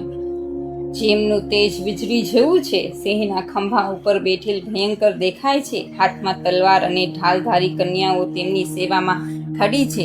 જેમના હાથમાં ચક્ર, ગદા, તલવાર, ઢાલ, બાણ, ધનુષ, પાશ અને તેજરની મુદ્રા ધારણ કર્યા છે. તે અગ્નિ સ્વરૂપથી જળગી રહ્યા છે. તેને શિર ઉપર ચંદ્રમાનો મુગટ ધારણ કર્યો છે. તે ત્રિનેત્રી દુર્ગા દેવીનું હું ધ્યાન ધરું છું. દેવી બોલ્યા, હે દેવો, જે કોઈ મનુષ્ય આ સ્ત્રોત વડે એક ચિત્ત મારી સ્તુતિ કરશે તેની સર્વ પ્રકારની પીડાનો હું નાશ કરીશ. તેમાં જરાય સંશય નથી. જે કોઈ મનુષ્ય મધુ કેજપનો નાશ, મહિષાસુરનો વધ તથા શુંભ નિશુંભના વધના પ્રસંગોનો પાઠ કરશે, તેમજ 8મ, 9મ ને 14સે ભક્તિપૂર્વક મારું ઉન્નત મહાત્મ્ય સાંભળશે, તેને કોઈ પાપ અડશે નહીં, આપત્તિ આવશે નહીં, દરિદ્રતા દૂર થશે, તેમજ સંબંધીનો વિયોગ થશે નહીં. તેને શત્રુ તરફથી, ચોર ડાકુ તરફથી, રાજા તરફથી કોઈ ભય આવશે નહીં. તેને શસ્ત્ર, અગ્નિ અને જળથી ક્યારેય પણ ઈજા થશે નહીં. તેથી સર્વે એકાગ્રચિત્તથી ભક્તિપૂર્વક મારા આ મહાત્મ્યનો હંમેશા પાઠ કરવો અને તે સાંભળવો એ પરમ કલ્યાણકારક છે. આ મારું મહાત્મ્ય આધ્યાત્મિક આધિદૈવિક તથા આધિભૌતિક એ ત્રણેય પ્રકારના ઉત્પાદનોને શાંત કરનારું છે. જે સ્થળે હંમેશા વિધિપૂર્વક મારા આ મહાત્મ્યનો પાઠ થાય છે ત્યાં મારો વાસ હોય છે. તેને સુખ સમૃદ્ધિ અર્પું છું. બલિદાન, પૂજા, હોમ તથા ઉત્સવ પ્રસંગે મનુષ્યએ મારા આ ચરિત્રનો સંપૂર્ણ પાઠ કરવો અગર તેમનું શ્રવણ કરવું. બલિદાન, પૂજા ઇત્યાદિ કર્મો જાણનાર હોય કે ન હોય તો પણ જે પૂર્ણ ભક્તિ ભાવથી પૂજા કરે છે તેના સર્વે કર્મોને હું પ્રશંસાથી સ્વીકારું છું. નવરાત્રિની પૂજા પ્રસંગે આ મારું મહાત્મ્ય ભક્તિપૂર્વક સાંભળશે તે મનુષ્ય મારી કૃપાથી સર્વ આપત્તિમાંથી મુક્ત થઈ ધન, ધાન્ય તથા સુત આદિ સર્વ પ્રકારના સુખો પ્રાપ્ત કરશે. તેમાં જરા પણ સંશય નથી. તો આ મહાત્મ્ય મારી ઉત્પત્તિની કથાઓ તથા યુદ્ધમાં મેં કરેલા પરાક્રમોને સાંભળવાથી મનુષ્ય ભય વગરનો થાય છે, શત્રુઓ નાશ પામે છે, શુભ થાય છે, તેમજ તેનું ફળ આનંદ આપે છે. સર્વ વિઘ્નો તથા ભયંકર ગ્રહ પીડા શાંત થાય છે. દુઃસ્વપ્ન પણ શુભ સ્વપ્ન બની જાય છે. મારું આ મહાત્મ્ય સાંભળવાથી બાલગ્રહોથી પીડાતા બાળકોને શાંતિ થાય, મૈત્રીમાં વિક્ષેપ પડતો અટકે, દુરાચારીનો નાશ થાય, ભૂત પિશાચ અને અસુરોનો નાશ થાય. આ મહાત્મ્ય મને પ્રાપ્ત કરાવે છે. પશુ, પુષ્પ, અર્ધ્ય, ધૂપ, દીપ, ગંધ આદિ સામગ્રીથી પૂજન કરી નાના પ્રકારના અન્ય ભોગો અર્પણ કરી દાન આપી 1 વર્ષ મારી જે આરાધના કરે છે તેના ઉપર હું પ્રસન્ન થાઉં છું. પરંતુ મારા આ ચરિત્રનું એક જ વાર શ્રવણ કરવાથી પણ હું એટલી જ પ્રસન્ન થાઉં છું. મારી ઉત્પત્તિની આ કથા સર્વ મનુષ્યોની રક્ષા કરનારી છે તથા યુદ્ધ અંગેનું મારું ચરિત્ર દુષ્ટ અસુરોનો સંહાર કરનારું છે. તેનું શ્રવણ કરવાથી શત્રુનો ભય ટળી જાય છે. હે દેવો, તમે બ્રહ્મર્ષિઓ અને બ્રાહ્મણે જે સ્તુતિઓ કરી છે તે સર્વ શુભ બુદ્ધિ આપનારી છે. કોઈ મનુષ્ય વનમાં અગ્નિથી ઘેરાયેલો હોય, ચારે ડાકુઓથી ઝડપાયેલો હોય, શત્રુઓ તેને પકડેલો હોય, વનમાં સિંહ, વાઘ કે હાથી તેની પાછળ પડ્યા હોય, રાજાએ મોતની સજા કરી હોય, બંધનમાં હોય, સમુદ્રમાં સપડાયો હોય, યુદ્ધમાં તેના ઉપર શત્રુની ચડી વરસતી હોય, આમ સર્વ પ્રકારના વિઘ્નો અને પીડાઓ આવી હોય ત્યારે આ મારા મહાત્મ્યને સાંભળવાથી તે ઋષિ બોલ્યા. આમ કહીને ભગવતી ચંડિકા સર્વ દેવોના દેખાતા અંતર્ધ્યાન થઈ ગયા. પછી શત્રુઓનો નાશ થવાથી સર્વ દેવો નિર્ણય લઈને પહેલાની જેમ યજ્ઞ ભાગમાં ઉપયોગ કરતા પોતાના અધિકારો ભોગવવા લાગ્યા. જગતનો શત્રુ શુંભ નિશુંભ દેવી વડે નાશ પામતા બાકીના અસુરો પાતાળ લોકમાં ચાલ્યા ગયા. હે રાજન, એ ભગવતી દેવી ફરી ફરીને પ્રગટ થઈ જગતનું પરિપાલન કરે છે. તે જ આ વિશ્વને મોહિત કરે છે. તે જ આ વિશ્વને જન્મ આપે છે. તે જ પ્રાર્થનાથી પ્રસન્ન થઈને જ્ઞાન તથા સમૃદ્ધિ આપે છે. હે રાજન, પ્રલય કાળે મહાકાળીનું સ્વરૂપ ધારણ કરનાર મહાદેવી મહાકાળી આ સકલ બ્રહ્માંડમાં વ્યાપીને રહે છે. કાળે કાળે મહામારી થાય છે છતાંય એ જ અજન્મા આ સૃષ્ટિ પ્રગટે છે. તે સનાતની દેવી સમયાનુસાર પ્રાણી માત્રની રક્ષા કરે છે. તે મનુષ્યોની ઉન્નતિ વખતે ઘરમાં લક્ષ્મી રૂપે રહી સમૃદ્ધિ આપે છે તથા અધોગતિના સમયે દરિદ્રતા રૂપે રહી મનુષ્યનો વિનાશ કરે છે. પુષ્પ, ધૂપ, ગંધ આદિ વડે પૂજન કરી તેની સ્તુતિ કરવાથી તે ધન, પુત્ર, બુદ્ધિ, ધર્મ, બુદ્ધિ તથા ઉત્તમ ગતિ આપે છે. 13મો અધ્યાય. દેવીનું સ્વરૂપ વર્ણન. રાજા સુરથે પૂછ્યું, હે ભગવાન, આપે મને ચંડિકાના અવતાર કહ્યા. એ અવતારોમાં મુખ્ય અને અમુખ્ય અવતાર કયો, એટલે કે પ્રધાન તથા પ્રકૃતિ વિશે કહો. મારી દેવીના કયા સ્વરૂપની કઈ વિધિથી આરાધના કરવી તે વિશે મને જણાવો. ઋષિ બોલ્યા, હે રાજન, આ વિષય ઘણો ગુપ્ત છે, છતાં તું મારો ભક્ત છે તેથી તને આ કહું છું. ત્રિગુણીમય પરમેશ્વરી મહાલક્ષ્મી જ બધાનું આદિ કારણ છે. તે જ સચરાચર જગતમાં પ્રગટ અપ્રગટ રીતે રહેલ છે. તે પોતાના હાથમાં બીજોરું, ગદા, ઢાલ અને પાનપાત્રને તેમજ માથા ઉપર નાગ, લિંગ તથા યોનિને ધારણ કરેલ છે. તપાવેલ સુવર્ણ જેવી કાંતિ છે. સુવર્ણના આભૂષણો છે. પોતાના પ્રકાશથી આ શૂન્ય જગતને તેજથી ભર્યું છે. પરમેશ્વરી મહાલક્ષ્મી એ આ જગતને શૂન્ય જોઈ કેવળ તમો ગુણ રૂપથી બીજું રૂપ ધારણ કર્યું. તેના શરીરમાં રંગ કાજળ જેવો હતો. સુંદર મુખ દાઢોથી શોભિત હતું. આંખો મોટી અને કમર પાતળી હતી. તેના 4 હાથમાં ઢાલ, તરવાર, પાશ તથા કપાયેલ માથાને સુશોભિત છે. તેથી છાતી ઉપર ધડની અને મસ્તક પર મુંડાની માળા છે. તેમણે મહાલક્ષ્મીને કહ્યું, માતાજી, હું નમસ્કાર કરું છું. મને મારું નામ અને કરવાના કર્મ કહો. ત્યારે મહાલક્ષ્મીએ કહ્યું, મહામાયા, મહાકાલી, મહામારી, શુદ્ધા, તૃષા, નિંદ્રા, તૃષ્ણા, એકવીરા, કાલરાત્રિ તથા દુરત્યાનો નામ છે, જે કર્મોથી જગતમાં ખ્યાતિ પામશે. આ નામોથી તમારા કર્મો જાણી જે તેનો પાઠ કરશે તે સુખી થશે. હે રાજન, મહાકાલીને આ પ્રમાણે કહીને મહાલક્ષ્મીએ શુદ્ધ સાત્વિક ગુણથી બીજું રૂપ ધારણ કર્યું, જે ચંદ્ર સમાન ગુણ વર્ણનું હતું. તેમણે પોતાના હાથોમાં અક્ષમાલા, અંકુશ, વીણા તથા પુસ્તક ધારણ કરેલું જ હતું. મહાલક્ષ્મીએ તેમના નામો મહાવિદ્યા, મહાવાણી, ભારતી, વાક, સરસ્વતી, આર્યા, બ્રાહ્મણી, કામધેનુ, વેદ ગર્ભા અને ધીમતી કહ્યા.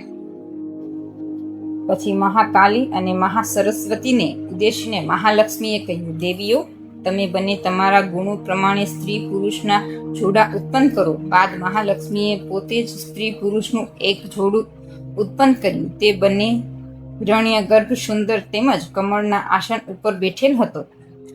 તેમાં એક સ્ત્રી એક પુરુષ હતો. તે પછી મહાલક્ષ્મીએ પુરુષને બ્રહ્મન, વિધિ, વિરંચી, ધાતા શબ્દોથી સંબોધ્યો અને સ્ત્રીને શ્રી, પદ્મા, કમળા અને લક્ષ્મી વગેરે નામોથી સંબોધ્યા. તે પછી મહાકાલી અને મહાસરસ્વતીએ પણ એક એક જોડા ઉત્પન્ન કર્યા. મહાકાલીએ કંઠમાં ભૂરા રંગના ચિહ્નવાળો લાલ હાથ, સફેદ શરીર, મસ્તક અને ચંદ્રધારક પુરુષ અને ગૌર વર્ણી વાળી સ્ત્રી ઉત્પન્ન કરી. તે પુરુષ રુદ્ર, શંકર, સ્થાણુ, કરપદી નામે ઓળખાયો. જ્યારે સ્ત્રી ત્રયી, વિદ્યા, કામધેનુ, ભાષા, અક્ષરા અને સ્વરા નામે ઓળખાય. હે રાજન, મહાસરસ્વતીએ શ્યામ વર્ણનો પુરુષ અને ગૌરવ વર્ણની સ્ત્રી ઉત્પન્ન કરી. તે પુરુષ વિષ્ણુ, કૃષ્ણ, ઋષિકેશ, વાસુદેવ અને જનાર્દન તરીકે ઓળખાયો. જ્યારે સ્ત્રી ઉમા, ગૌરી, સતી, ચંડી, સુંદરી, સુભર્ગા, શિવા તરીકે ઓળખાય. આ પ્રમાણે એ ત્રણેય યુવતીઓ તરત પુરુષ તત્વને પામી. જે જ્ઞાન ચક્ષુવાળાઓ જ આ જુએ છે, અજ્ઞાની મનુષ્યો નહીં.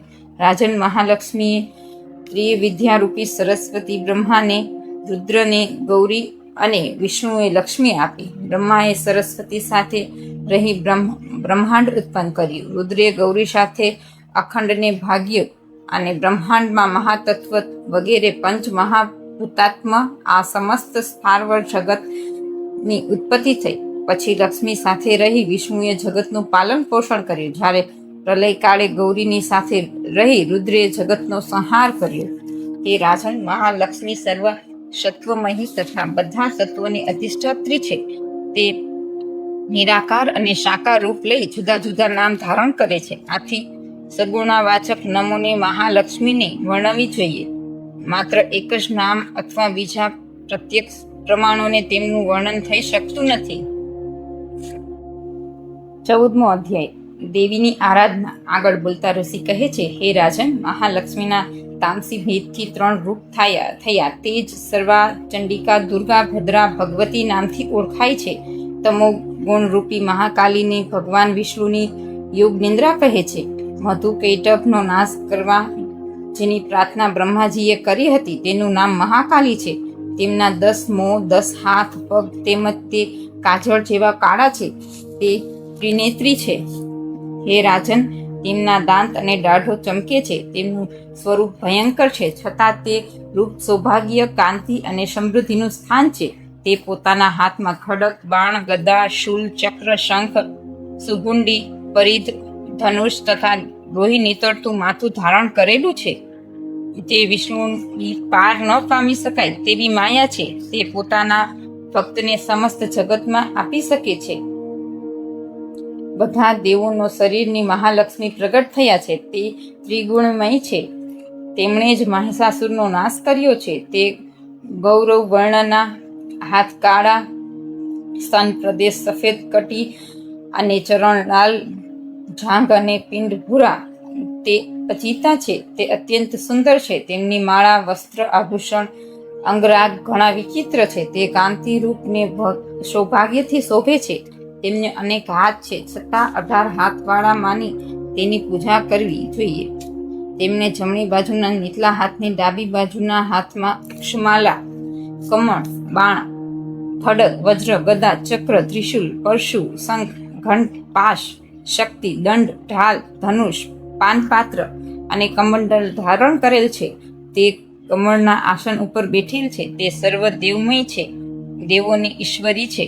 જે કોઈ આ મહાલક્ષ્મીનું પૂજન કરે તે બધા લોકોને તેમજ દેવતાઓના સ્વામી થાય છે.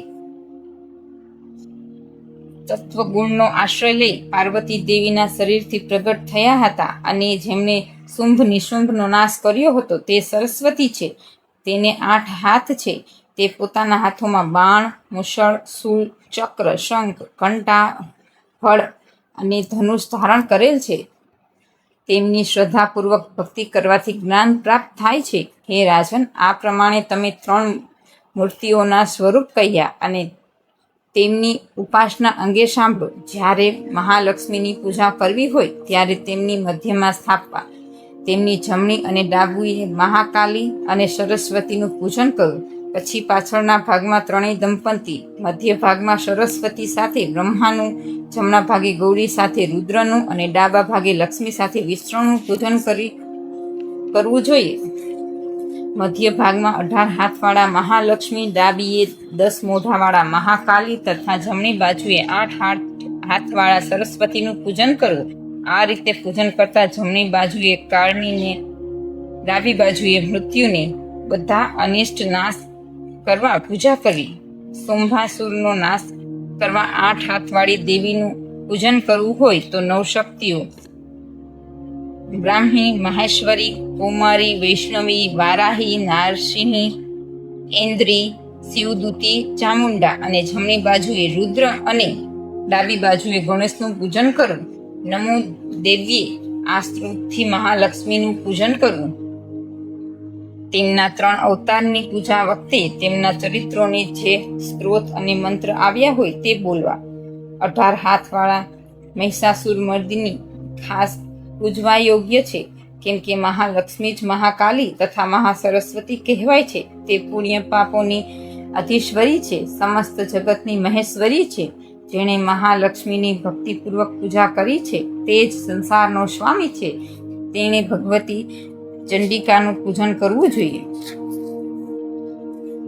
અર્ધ્ય, અલંકાર, ગંધ, પુષ્પ, ચોખા, ધૂપ, દીપ, જુદા જુદા પ્રકારના ભક્ષ્ય પદાર્થો વાળો નૈવેદ્ય, લોહીવાળા બલિથી તેમનું માંસ અને મધ ચંડિકાને અર્પણ કરવા. પછી નમસ્કાર, આચમન, સુગંધિત યુક્ત ચંદન, કપૂર તથા તાંબુલ આદિ વસ્તુઓ સમર્પણ કરવી. દેવીની સામે ડાબી બાજુએ માથું કપાયેલું મહિષાસુરનું, જેને દેવીની કૃપાથી મુક્તિ મેળવી છે, જમણે હાથે સિંહનું, જેને દેવીનું વાહન છે, જેમનું પૂજન કરવું જોઈએ. પછી હાથ જોડી 3 ચરિત્રો દ્વારા દેવીનું સ્તવન કરવું જોઈએ.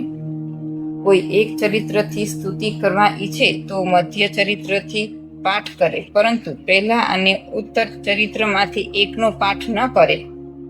અડધા ચરિત્રનો પાઠ કરવો નહીં, તેના પાઠ સફળ થતો નથી. પાઠ પૂરો થયા પછી આરાધક પ્રદક્ષિણા અને નમસ્કાર કરી મસ્તક પર હાથ છોડી ત્રિપુટી અને અવરોધો માટે ક્ષમા માંગે. સપ્તસતીનો પ્રત્યેક શ્લોક મંત્રરૂપ છે. તેને તલ અને ઘી મેળવેલ ખીરની આહુતિ આપો, અથવા સપ્તસતીમાં જે સ્ત્રોતો છે તેના મંત્રોથી ચંડિકા માટે હવન કરે. પણ નામ મંત્રનો ઉચ્ચાર કરી તેમની પૂજા કરી. જે ઇન્દ્રિયોનો વશ કરી હાથ જોડી દેવોને પ્રણામ કરી પોતાના હૃદયમાં ચંડિકાનું સ્થાપન કરવું. આ પ્રમાણે ભક્તિપૂર્વક નિત્ય દેવીની પૂજા કરે છે તે મનોવાંછિત ભોગ ભોગવી માની આયુષ્ય મુક્તિ મેળવે છે. જે મનુષ્ય ભક્તિપૂર્વક દેવીની પૂજા કરતો નથી તેના બધા પુણ્યોનો દેવી નાશ કરે છે. તેથી હે રાજન, તમે સમસ્ત જગતની માહેશ્વરીની પૂજા કરો, તેથી તમને સુખ મળશે. 15મો અધ્યાય દેવીના સ્વરૂપો અને પૂજન. આગળ બોલતા ઋષિ કહે છે, હે રાજન, નંદથી ઉત્પન્ન થનારી નંદા નામની દેવીનું ભક્તિભાવપૂર્વક પૂજન કરવામાં આવે તો તે 3 લોક આરાધકને વશ કરી આપે. તેમના અંગોની કાંતિ સુવર્ણ જેવી છે, તે સોનેરી વસ્ત્રો ધારણ કરે છે. એના પ્રકાશ સોનેરી છે, તે સુવર્ણના આભૂષણો ધારણ કરે છે. તેમના 4 હાથ કમળ, અંકુશ, પાશ અને શંખથી શોભે છે. તે ઇન્દિરા, કમળા, લક્ષ્મી કહેવાય છે. તે સુવર્ણમય કમળના આસન પર બિરાજે છે. હવે રક્ત દંતિકાના સ્વરૂપનું વર્ણન સાંભળો. તે સર્વ ભયોથી દૂર કરનાર છે. તે લાલ વસ્ત્રો પહેરે છે, એ લાલ વર્ણના છે. તેમના આભૂષણો, હથિયારો, આંખો, વાળ, નખ અને દાંત લાલ રંગના છે. તેથી જ રક્ત દંતિકા કહેવાય છે. તે દેવી એમના ભક્તો પર માતા જેવો સ્નેહ રાખી સેવા કરે છે. તેમનો આકાર પૃથ્વી જેવો વિશાળ છે. તેમના સ્તનરય સુમેરુ પર્વત જેવા લાંબા, પહોળા અને સ્થૂળ મનોહર છે. તે કઠોળ છાતી કમનીય છે. આનંદના સમુદ્ર છે. ભક્તોના મનોહરનો પૂરા કરનારી છે. તે પોતાના 4 હાથમાં તલવાર, પાનપાત્ર, મુસળ અને હળ ધારણ કરે છે. તે રક્ત ચામુંડા અને યોગેશ્વરી દેવી કહેવાય છે. તેમનામાં સમસ્ત વિશ્વ પ્રાપ્ત થયેલ છે. જે કોઈ દેવીનું ભક્તિપૂર્વક પૂજન અને સ્તુતિ કરે છે તેમની દેવી કાળજી રાખે છે. શાંખભરી દેવીનો વર્ણ પૂરો છે. તેમના નેત્રો કમળ જેવા છે. નાભી નીચી છે. ત્રિવલ્લીથી શોભતું પેટ સૂક્ષ્મ છે. સ્તનદ્રય કઠોળ છતાં બધી બાજુથી ઊંચા, ગોળ, સ્થૂળ તથા એકબીજાને અટકેલ છે. તે કમળમાં રહેનાર છે. કમળ અને શાકના રસોથી ભરપૂર છે. ક્ષુધા, તૃષા અને મૃત્યુના ભયને હણનારી છે. ફૂલ, પલ્લવ, મૂળ આદિથી સંપન્ન છે. તેમણે ધનુષ ધારણ કર્યું છે. એ ધનુષની કાંતિથી 10 દિશાઓ શોભી રહી છે. તે જ શાંખભરી શતાક્ષી તથા દુર્ગા કહેવાય છે. તે શોકથી રહિત, દુષ્ટોને દમનારી, પાપ અને વિપત્તિઓને સમાવનારી છે. તેને ઉમા, ગૌરી, સતી, ચંડી, કાલિકા અને પાર્વતી પણ કહે છે. જે મનુષ્ય શાંખભરી દેવીની સ્તુતિ, ધ્યાન, જપ, પૂજા અને વંદના કરે છે તે તરત જ અન્ન, પાન, અમૃત રૂપ અક્ષય ફળ પામે છે. ભીમા દેવી પણ ભૂરા વર્ણના છે. તેમના દાઢો અને દાંત ચમકે છે. તેમના નેત્રો મોટા છે. સ્ત્રી સ્વરૂપ છે. સ્તન ગોળ અને સ્થૂલ છે. તેમણે હાથમાં ચંદ્રહાસ, ખડક, ડમરૂ અને મસ્તક અને પાનપાત્ર ધારણ કરેલ છે. તે એકવીરા, કાલરાત્રિ તથા કામદા કહેવાય છે. તે નામોથી તેમની સ્તુતિ કરવામાં આવે છે. ભામરી દેવીની કાંતિ અનેક રંગી છે. તે તેમના નેત્ર મંડળથી દુર્ઘષ્ટ દેખાય છે. તેમના અંગરાગ અનેક રંગી છે. તેમણે જુદા જુદા આભૂષણો ધારણ કરેલ છે. ચિત્ર, ભ્રમણ પાણી તેમજ મહામારી નામથી ઓળખાય છે. હે રાજન, આ પ્રમાણે ચંડિકાની મૂર્તિ છે. જે તેમની આરાધના કરે છે તેમની આશાઓ પૂર્ણ થાય છે. આ રહસ્ય ઘણું ગુપ્ત છે. તે કોઈને કહેવું ન જોઈએ. દિવ્ય મૂર્તિઓનું આ ચરિત્ર મન વાંછિત ફળ આપનારું છે. તેથી નિરંતર તેનું સ્મરણ કરો. સપ્તસતીના પાઠ માત્રથી મનુષ્ય 7 જન્મોના બ્રહ્મહત્યા જેવા પાપ કર્યા હોય તેનાથી તેમજ જગતના કલેશોથી મુક્ત થાય છે. મેં તને દેવીના ગુપ્તમાં ગુપ્ત ધ્યાનનું વર્ણન કર્યું, જે બધી જ મનોકામના પૂર્ણ કરનારું છે. 16મો અધ્યાય દેવીનું સુરત, વૈશ્યનું વરદાન. ઉદયકાળના સૂર્ય જેવી કાંતિવાળા, 4 ભુજા અને 3 નેત્રવાળા, હાથમાં પાશુ અંકુશ, વરને અભય મુદ્રા ધારણ કરનારા શિવા દેવીનું ધ્યાન કરું છું. ઋષિ બોલ્યા, હે રાજન, એ પ્રમાણે મેં તમને દેવીનું ઉત્તમ મહાત્મ્ય કહી સંભળાવ્યું છે. જગતને ધારણ કરનારા એ દેવીનો એવો પ્રભાવ છે. એ જ વિદ્યા જ્ઞાન આપે છે. ભગવાન વિષ્ણુની માયા સ્વરૂપ તે ભગવતી વડે તમે આ વૈશ્ય અને બીજા વિવેકી જનો મોહિત થયેલા છો અને બીજાઓ પણ મોહ પામશો. હે રાજન, તમે એ પરમેશ્વરીને શરણે જાઓ. તેની આરાધના કરવાથી તે મનુષ્યોને ભોગ, સ્વર્ગ તેમજ મોક્ષ આપે છે. માર્કંડેય બોલ્યા. તેમના આ વચનો સાંભળીને રાજા સુરથે મહાભાગ મહર્ષિને પ્રણામ કર્યા. હે મહામુનિ, મમત્વને લીધે તેમજ રાજ્ય ખૂંચવાઈ જવાથી અતિશય ખેદ પામેલા તે રાજા તથા વૈશ્ય તરત જ તપ માટે નીકળી પડ્યા. અંબાના દર્શન માટે તેમણે નદીના તટ પર આસન કર્યું. ત્યાં તે વૈશ્ય દેવી સૂક્તનો જપ કરતા રહ્યા. બંનેએ ત્યાં દેવીની માટીની મૂર્તિ બનાવી પુષ્પ, ધૂપ તથા હવનથી તેમની પૂજા કરવા લાગ્યા. બંને જણે ઉપવાસ કરી એકાગ્ર ચિત્તે દેવીનું ચિંતન કરવા માંડ્યું. પોતાના શરીરના રક્તનું બલિદાન આપી 3 વર્ષ સુધી તે બંનેએ દેવીની આરાધના કરી. ત્યારે તેમના ઉપર પ્રસન્ન થઈ દેવી ચંડિકાએ તેમને પ્રત્યક્ષ દર્શન દીધા.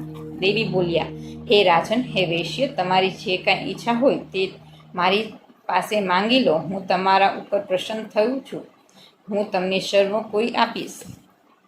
માર્કંડેય બોલ્યા. ત્યારે રાજાએ બીજા જન્મમાં અચલ રાજ્ય માંગ્યું, તેમજ આ જન્મમાં સેનાઓના બળનો નાશ થઈ પોતાનું રાજ્ય પાછું મળે એવું માંગ્યું. જ્યારે વૈશ્યનું મન સંસાર પ્રત્યે વિરક્ત થયું હતું, તેથી તેમણે મમત્વ અને અહંતારૂપી આસક્તિમાંથી છોડનારું બ્રહ્મ જ્ઞાન જ માંગ્યું. દેવી બોલ્યા, હે રાજન, થોડા દિવસમાં તને તારું રાજ્ય પાછું મળશે.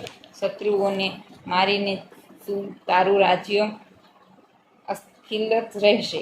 વળી મૃત્યુ પછી સૂર્યના અંશથી તારો જન્મ થશે અને પૃથ્વી ઉપર શાણ્વિક મનુના નામે તું પ્રસૂત થઈશ. હે વૈશ્યવર્ય, તે મારી પાસે જે વરદાન ઈચ્છ્યું છે તે હું તને આપું છું. તને મોક્ષ પ્રાપ્ત કરવાનું બ્રહ્મ જ્ઞાન પ્રાપ્ત થાવો. માર્કંડેય બોલ્યા. આ પ્રમાણે દેવીએ બંનેને તેની ઈચ્છા પ્રમાણે વરદાન આપ્યા. તે બંને ભક્તિપૂર્વક દેવીની સ્તુતિ કરી બાદ દેવી અંતર્ધ્યાન થઈ ગયા. આમ દેવીનું વરદાન મેળવીને તે સુરથ રાજા સૂર્યથી જન્મ પામીને સાવરણી મનુ થશે.